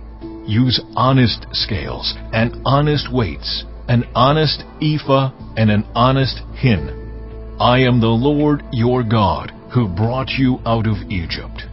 Keep all my decrees and all my laws, and follow them. I am the Lord. Chapter 20. The Lord said to Moses, Say to the Israelites, any Israelite or any foreigner residing in Israel who sacrifices any of his children to Moloch is to be put to death. The members of the community are to stone him. I myself will set my face against him, and will cut him off from his people. For by sacrificing his children to Moloch, he has defiled my sanctuary and profaned my holy name. If the members of the community close their eyes when that man sacrifices one of his children to Moloch, and if they fail to put him to death, I myself will set my face against him and his family, and will cut them off from their people, together with all who follow him in prostituting themselves to Moloch. I will set my face against anyone who turns to mediums and spiritists to prostitute themselves by following them, and I will cut them off from their people. Consecrate yourselves and be holy, because I am the Lord your God. Keep my decrees and follow them. I am the Lord who makes you holy. Anyone who curses their father or mother is to be put to death. Because they have cursed their father or mother, their blood will be on their own head. If a man commits adultery with another man's wife, with the wife of his neighbor, both the adulterer and the adulteress are to be put to death. If a man has sexual relations with his father's wife, he has dishonored his father. Both the man and the woman are to be put to death. Their blood will be on their own heads. If a man has sexual relations with his daughter-in-law, both of them are to be put to death. What they have done is a perversion. Their blood will be on their own heads. If a man has sexual relations with a man as one does with a woman, both of them have done what is detestable. They are to be put to death. Their blood will be on their own heads. If a man marries both a woman and her mother, it is wicked. both he and they must be burned in the fire, so that no wickedness will be among you. If a man has sexual relations with an animal, he is to be put to death, and you must kill the animal. If a woman approaches an animal to have sexual relations with it, kill both the woman and the animal. They are to be put to death. Their blood will be on their own heads. If a man marries his sister, the daughter of either his father or his mother, and they have sexual relations, it is a disgrace. They are to be publicly removed from their people. He has dishonored his sister and will be held responsible. If a man has sexual relations with a woman during her monthly period, he has exposed the source of her flow, and she has also uncovered it. Both of them are to be cut off from their people. Do not have sexual relations with the sister of either your mother or your father, for that would dishonor a close relative. Both of you would be held responsible. If a man has sexual relations with his aunt, he has dishonored his uncle. They will be held responsible. They will die childless. If a man marries his brother's wife, it is an act of impurity. He has dishonored his brother. They will be childless. Keep all my decrees and laws and follow them, so that the land where I am bringing you to live may not vomit you out. You must not live according to the customs of the nations I am going to drive out before you. Because they did all these things, I abhorred them. But I said to you, you will possess their land. I will give it to you as an inheritance, a land flowing with milk and honey. I am the Lord your God, who has set you apart from the nations. You must therefore make a distinction between clean and unclean animals, and between unclean and clean birds. Do not defile yourselves by any animal or bird or anything that moves along the ground, those that I have set apart as unclean for you. You are to be holy to me, because I, the Lord, am holy, and I have set you apart from the nations to be my own. A man or woman who is a medium or spiritist among you must be put to death. You are to stone them. Their blood will be on their own heads. Chapter 21. The Lord said to Moses, Speak to the priests, the sons of Aaron, and say to them, A priest must not make himself ceremonially unclean for any of his people who die, except for a close relative, such as his mother or father, his son or daughter, his brother, or an unmarried sister who is dependent on him since she has no husband. For her he may make himself unclean. He must not make himself unclean for people related to him by marriage, and so defile himself. Priests must not shave their heads, or shave off the edges of their beards, or cut their bodies. They must be holy to their God, and must not profane the name of their God. Because they present the food offerings to the Lord, the food of their God, they are to be holy. They must not marry women defiled by prostitution or divorced from their husbands, because priests are holy to their God. Regard them as holy, because they offer up the food of your God. Consider them holy, because I, the Lord, am holy, I who make you holy.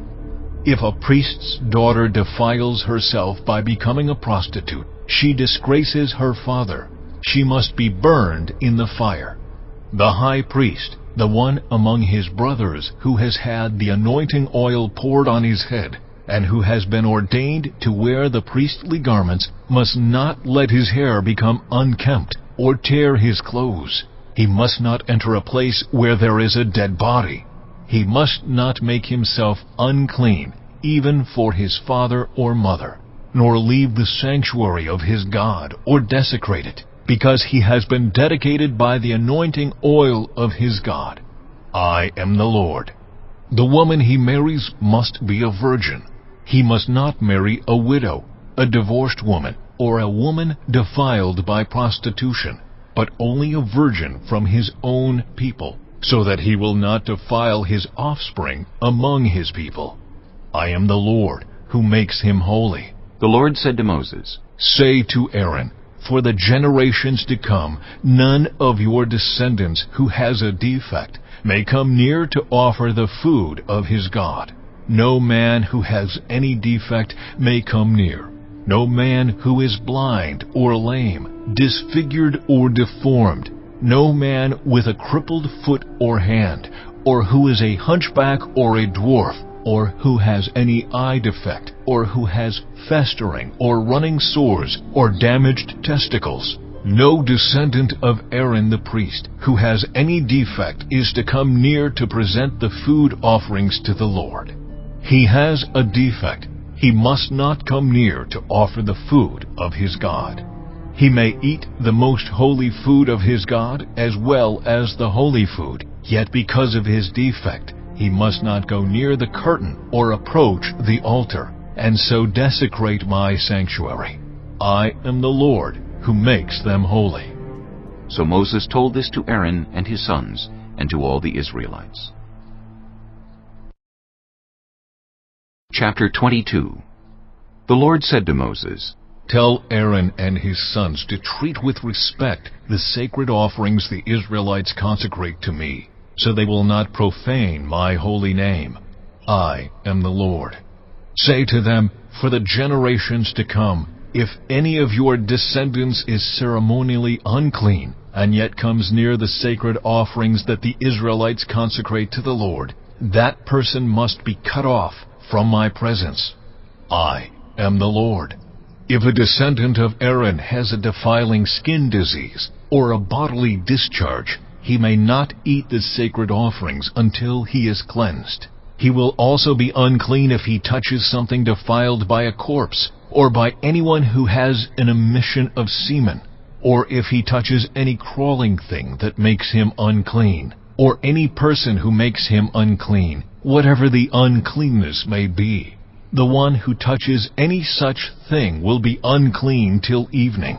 He must not eat any of the sacred offerings unless he has bathed himself with water. When the sun goes down, he will be clean, and after that he may eat the sacred offerings, for they are his food. He must not eat anything found dead or torn by wild animals, and so become unclean through it. I am the Lord. The priests are to perform my service in such a way that they do not become guilty and die for treating it with contempt. I am the Lord who makes them holy. No one outside a priest's family may eat the sacred offering, nor may the guest of a priest or his hired worker eat it. But if a priest buys a slave with money, or if slaves are born in his household, they may eat his food. If a priest's daughter marries anyone other than a priest, she may not eat any of the sacred contributions. But if a priest's daughter becomes a widow or is divorced, yet has no children, and she returns to live in her father's household as in her youth, she may eat her father's food.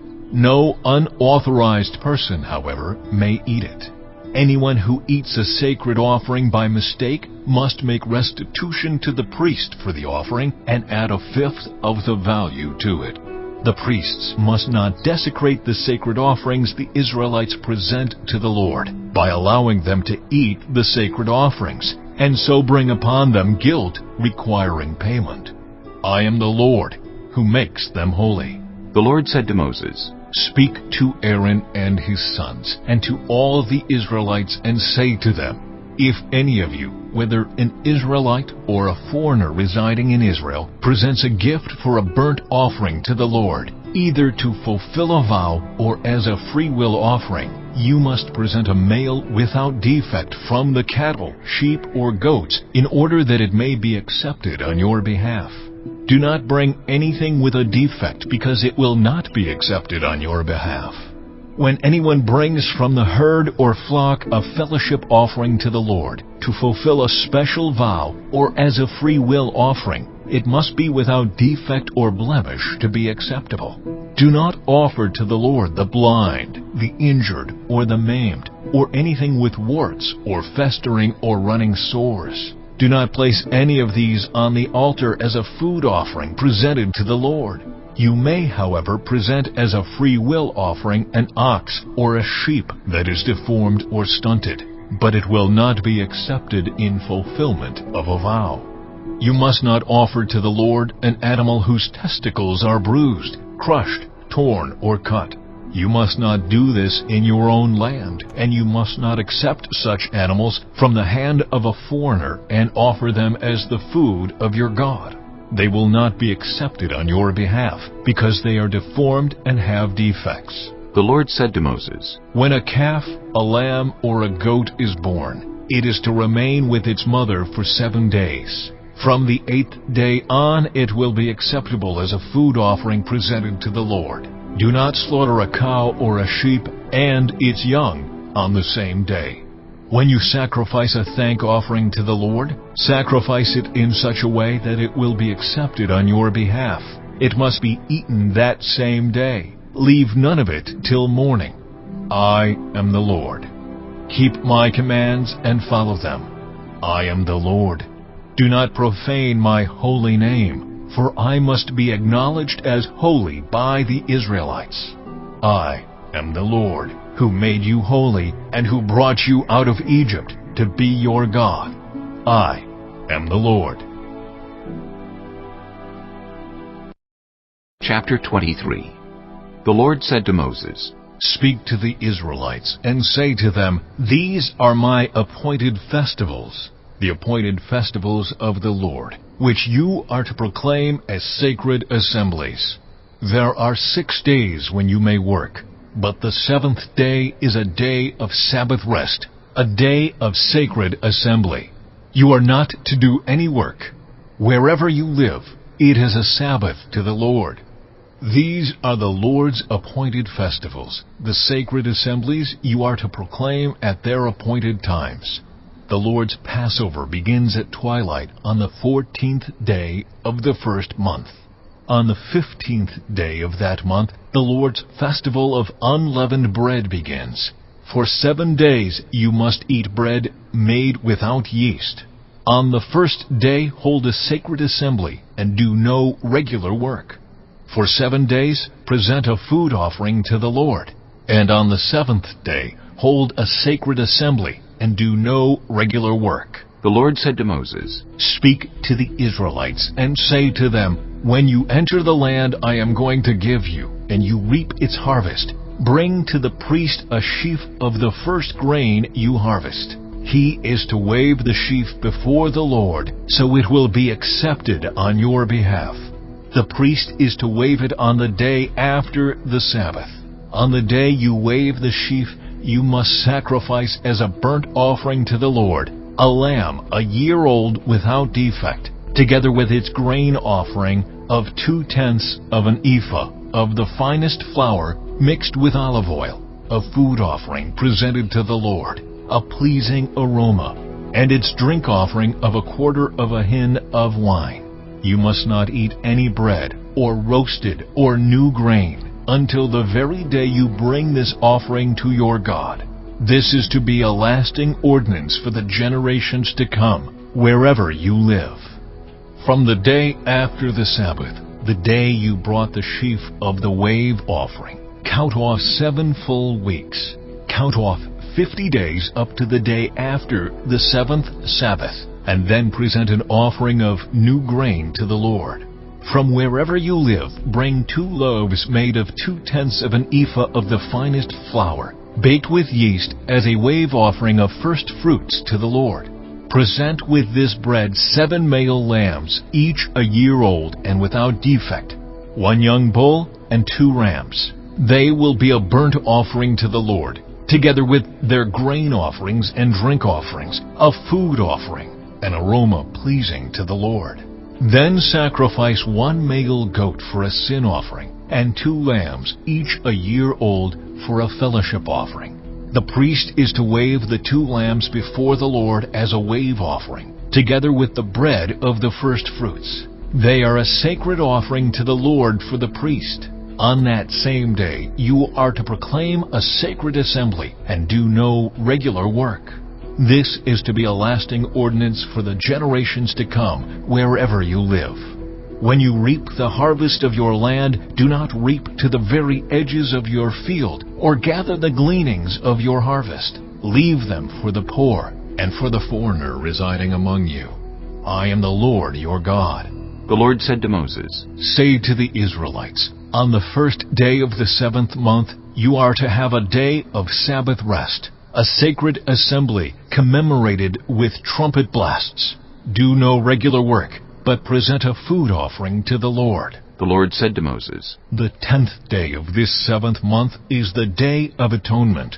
Hold a sacred assembly, and deny yourselves, and present a food offering to the Lord. Do not do any work on that day, because it is the Day of Atonement, when atonement is made for you before the Lord your God. Those who do not deny themselves on that day must be cut off from their people. I will destroy from among their people anyone who does any work on that day. You shall do no work at all. This is to be a lasting ordinance for the generations to come, wherever you live. It is a day of Sabbath rest for you, and you must deny yourselves. From the evening of the 9th day of the month until the following evening, you are to observe your Sabbath. The Lord said to Moses, Say to the Israelites, on the 15th day of the 7th month, the Lord's festival of tabernacles begins, and it lasts for 7 days. The first day is a sacred assembly. Do no regular work. For 7 days present food offerings to the Lord. And on the 8th day hold a sacred assembly, and present a food offering to the Lord. It is the closing special assembly. Do no regular work. These are the Lord's appointed festivals, which you are to proclaim as sacred assemblies for bringing food offerings to the Lord. The burnt offerings and grain offerings, sacrifices and drink offerings required for each day. These offerings are in addition to those for the Lord's Sabbaths, and in addition to your gifts and whatever you have vowed, and all the freewill offerings you give to the Lord.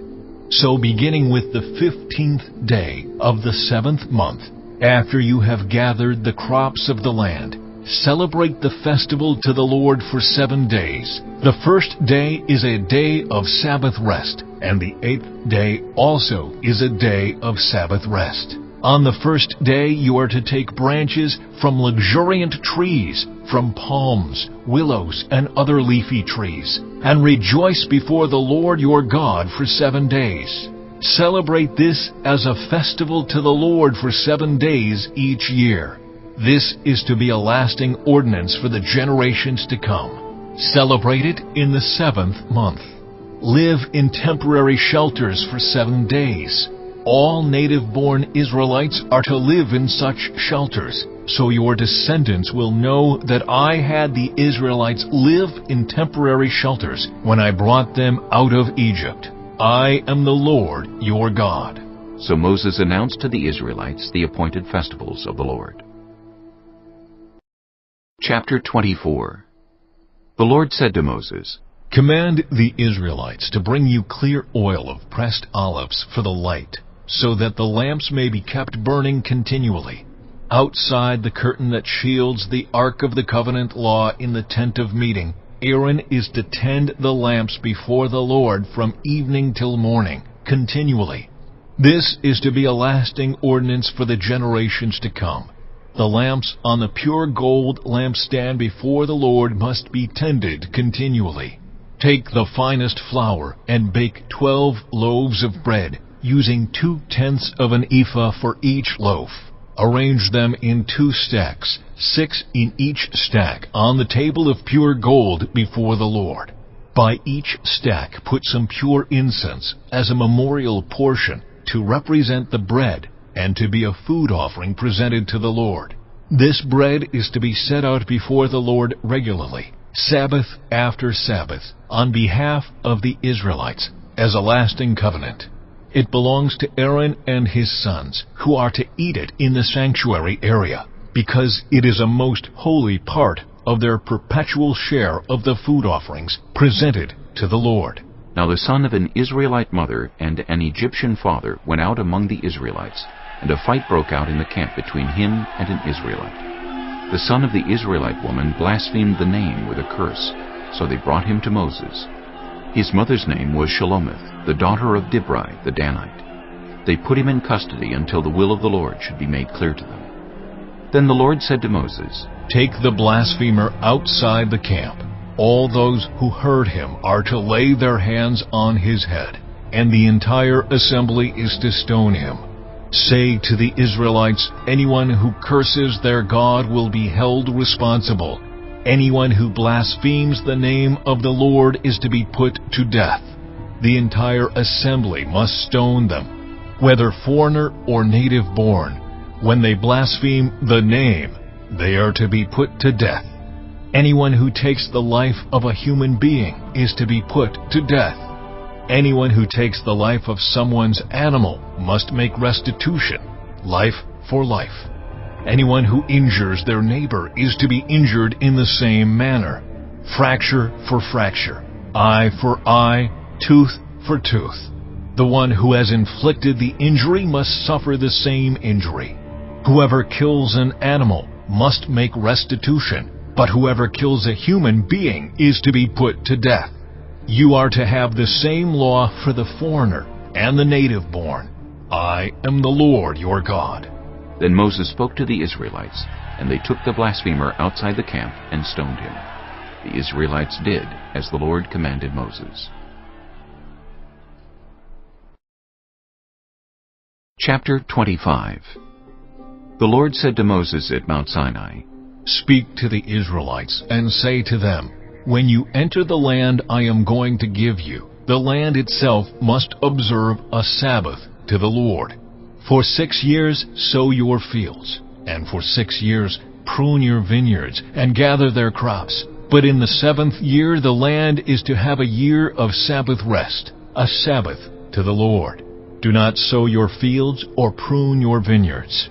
Do not reap what grows of itself or harvest the grapes of your untended vines. The land is to have a year of rest.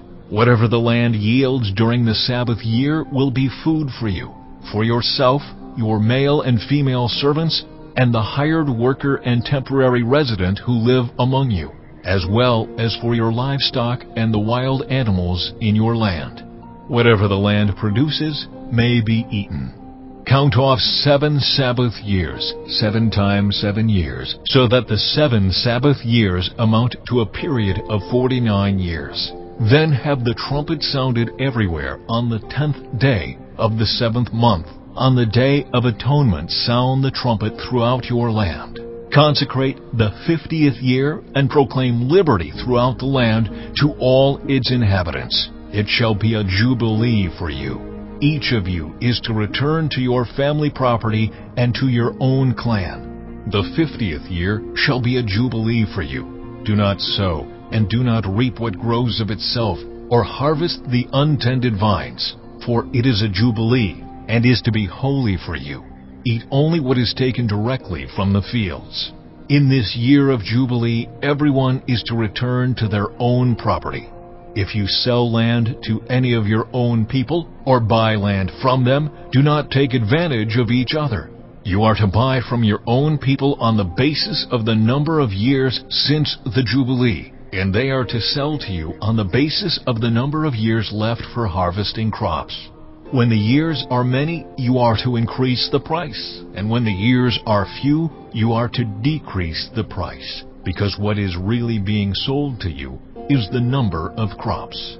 Do not take advantage of each other, but fear your God. I am the Lord, your God.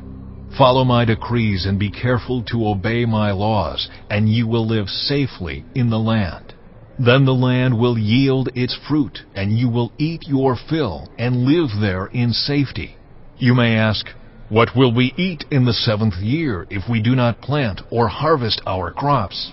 I will send you such a blessing in the 6th year that the land will yield enough for 3 years.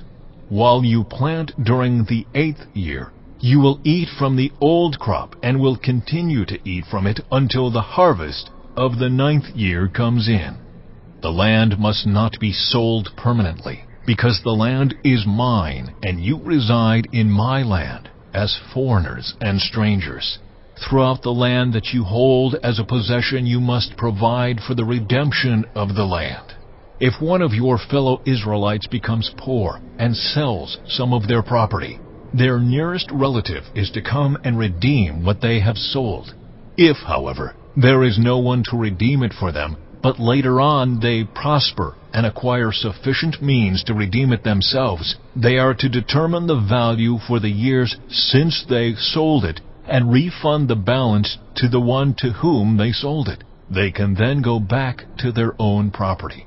But if they do not acquire the means to repay, what was sold will remain in the possession of the buyer until the year of Jubilee. It will be returned in the Jubilee, and they can then go back to their property. Anyone who sells a house in a walled city retains the right of redemption a full year after its sale. During that time, the seller may redeem it. If it is not redeemed before a full year has passed, the house in the walled city shall belong permanently to the buyer and the buyer's descendants. It is not to be returned in the Jubilee. But houses in villages without walls around them are to be considered as belonging to the open country. They can be redeemed, and they are to be returned in the Jubilee. The Levites always have the right to redeem their houses in the Levitical towns which they possess.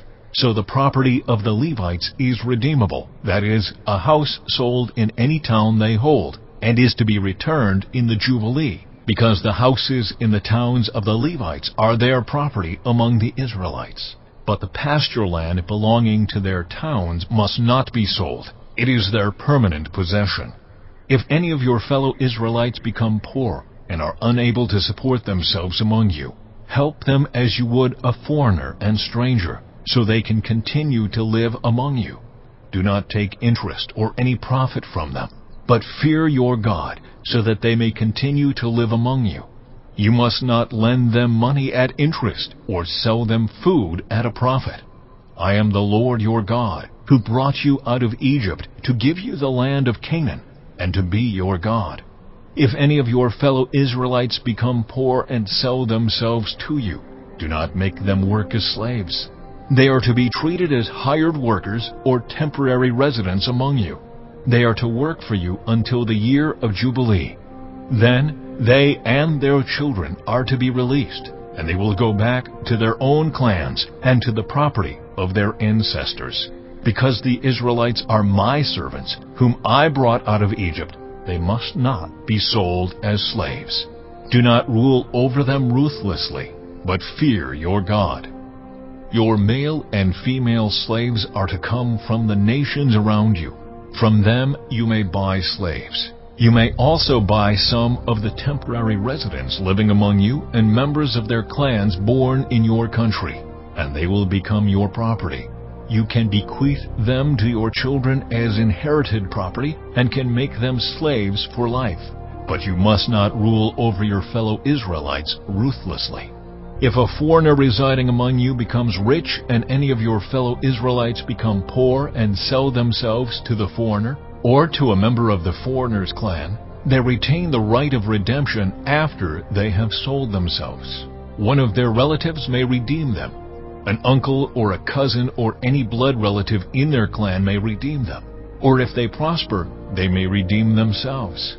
They and their buyer are to count the time from the year they sold themselves up to the year of Jubilee. The price for their release is to be based on the rate paid to a hired worker for that number of years. If many years remain, they must pay for their redemption a larger share of the price paid for them. If only a few years remain until the year of Jubilee, they are to compute that and pay for their redemption accordingly. They are to be treated as workers hired from year to year. You must see to it that those to whom they owe service do not rule over them ruthlessly. Even if someone is not redeemed in any of these ways, they and their children are to be released in the year of Jubilee. For the Israelites belong to me as servants. They are my servants, whom I brought out of Egypt. I am the Lord your God.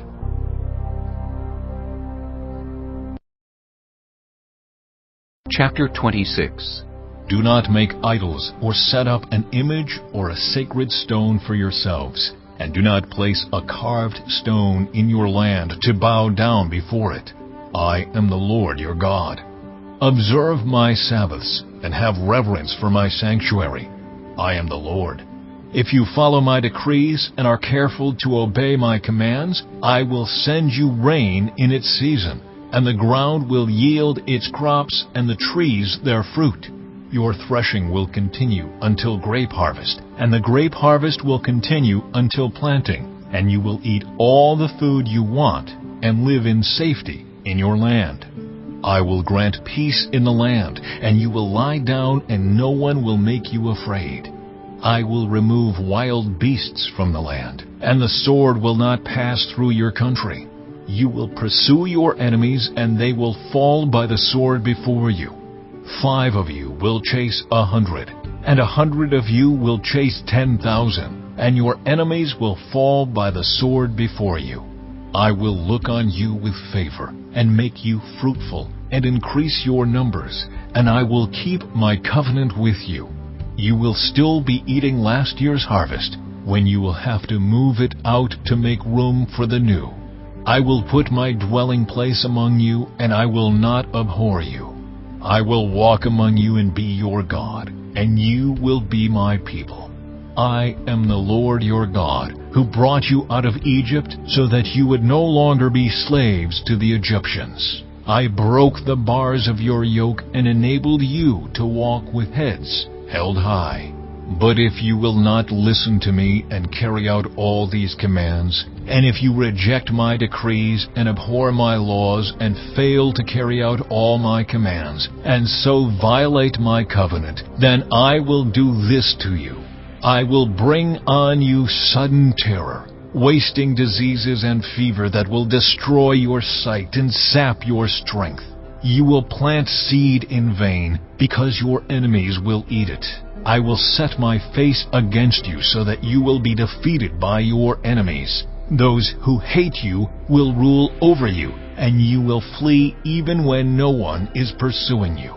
If after all this you will not listen to me, I will punish you for your sins 7 times over. I will break down your stubborn pride and make the sky above you like iron, and the ground beneath you like bronze. Your strength will be spent in vain, because your soil will not yield its crops, nor will the trees of your land yield their fruit.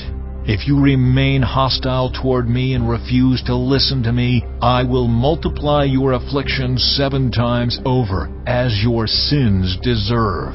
I will send wild animals against you, and they will rob you of your children, destroy your cattle, and make you so few in number that your roads will be deserted.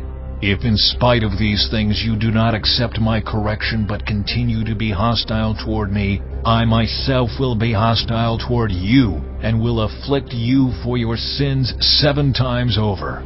And I will bring the sword on you to avenge the breaking of the covenant. When you withdraw into your cities, I will send a plague among you, and you will be given into enemy hands. When I cut off your supply of bread, 10 women will be able to bake your bread in one oven, and they will dole out the bread by weight. You will eat, but you will not be satisfied. If in spite of this you still do not listen to me, but continue to be hostile toward me, then in my anger I will be hostile toward you, and I myself will punish you for your sins 7 times over. You will eat the flesh of your sons and the flesh of your daughters. I will destroy your high places, cut down your incense altars, and pile your dead bodies on the lifeless forms of your idols, and I will abhor you.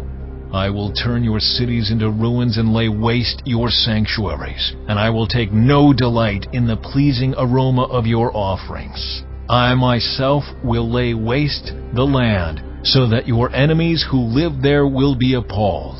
I will scatter you among the nations and will draw out my sword and pursue you. Your land will be laid waste, and your cities will lie in ruins. Then the land will enjoy its Sabbath years all the time that it lies desolate, and you are in the country of your enemies. Then the land will rest and enjoy its Sabbaths. All the time that it lies desolate, the land will have the rest it did not have during the Sabbaths you lived in it. As for those of you who are left, I will make their hearts so fearful in the lands of their enemies that the sound of a wind-blown leaf will put them to flight. They will run as though fleeing from the sword, and they will fall, even though no one is pursuing them. They will stumble over one another as though fleeing from the sword, even though no one is pursuing them. So you will not be able to stand before your enemies. You will perish among the nations. The land of your enemies will devour you. Those of you who are left will waste away in the lands of their enemies because of their sins. Also because of their ancestors' sins, they will waste away. But if they will confess their sins and the sins of their ancestors, their unfaithfulness and their hostility toward me, which made me hostile toward them so that I sent them into the land of their enemies, then, when their uncircumcised hearts are humbled and they pay for their sin, I will remember my covenant with Jacob and my covenant with Isaac and my covenant with Abraham, and I will remember the land. For the land will be deserted by them, and will enjoy its Sabbaths while it lies desolate without them. They will pay for their sins because they rejected my laws and abhorred my decrees. Yet in spite of this, when they are in the land of their enemies, I will not reject them or abhor them, so as to destroy them completely, breaking my covenant with them. I am the Lord their God. But for their sake I will remember the covenant with their ancestors, whom I brought out of Egypt in the sight of the nations to be their God. I am the Lord. These are the decrees, the laws, and the regulations that the Lord established at Mount Sinai between himself and the Israelites through Moses. Chapter 27. The Lord said to Moses, Speak to the Israelites and say to them, If anyone makes a special vow to dedicate a person to the Lord by giving the equivalent value, set the value of a male between the ages of 20 and 60 at 50 shekels of silver, according to the sanctuary shekel. For a female, set her value at 30 shekels. For a person between the ages of 5 and 20, set the value of a male at 20 shekels, and of a female at 10 shekels. For a person between 1 month and 5 years, set the value of a male at 5 shekels of silver, and that of a female at 3 shekels of silver. For a person 60 years old or more, set the value of a male at 15 shekels, and of a female at 10 shekels. If anyone making the vow is too poor to pay the specified amount, the person being dedicated is to be presented to the priest, who will set the value according to what the one making the vow can afford.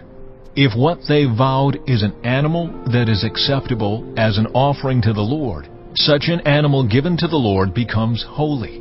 They must not exchange it or substitute a good one for a bad one, or a bad one for a good one. If they should substitute one animal for another, both it and the substitute become holy. If what they vowed is a ceremonially unclean animal, one that is not acceptable as an offering to the Lord, the animal must be presented to the priest, who will judge its quality as good or bad. Whatever value the priest then sets, that is what it will be. If the owner wishes to redeem the animal, a fifth must be added to its value. If anyone dedicates their house as something holy to the Lord, the priest will judge its quality as good or bad. Whatever value the priest then sets, so it will remain. If the one who dedicates their house wishes to redeem it, they must add a fifth to its value, and the house will again become theirs. If anyone dedicates to the Lord part of their family land, its value is to be set according to the amount of seed required for it, 50 shekels of silver to a homer of barley seed. If they dedicate a field during the year of Jubilee, the value that has been set remains. But if they dedicate a field after the Jubilee, the priest will determine the value according to the number of years that remain until the next year of Jubilee, and its set value will be reduced. If the one who dedicates the field wishes to redeem it, they must add a fifth to its value, and the field will again become theirs. If, however, they do not redeem the field, or if they have sold it to someone else, it can never be redeemed. When the field is released in the Jubilee, it will become holy. Like a field devoted to the Lord, it will become priestly property. If anyone dedicates to the Lord a field they have bought, which is not part of their family land, the priest will determine its value up to the year of Jubilee, and the owner must pay its value on that day as something holy to the Lord. In the year of Jubilee, the field will revert to the person from whom it was bought, the one whose land it was. Every value is to be set according to the sanctuary shekel, 20 gerahs to the shekel. No one, however, may dedicate the firstborn of an animal, since the firstborn already belongs to the Lord, whether an ox or a sheep. It is the Lord's. If it is one of the unclean animals, it may be bought back at its set value, adding a fifth of the value to it. If it is not redeemed, it is to be sold at its set value. But nothing that a person owns and devotes to the Lord, whether a human being or an animal or family land, may be sold or redeemed. Everything so devoted is most holy to the Lord. No person devoted to destruction may be ransomed. They are to be put to death. A tithe of everything from the land, whether grain from the soil or fruit from the trees, belongs to the Lord. It is holy to the Lord. Whoever would redeem any of their tithe must add a fifth of the value to it. Every tithe of the herd and flock, every 10th animal that passes under the shepherd's rod, will be holy to the Lord. No one may pick out the good from the bad, or make any substitution. If anyone does make a substitution, both the animal and its substitute become holy and cannot be redeemed. These are the commands the Lord gave Moses at Mount Sinai for the Israelites.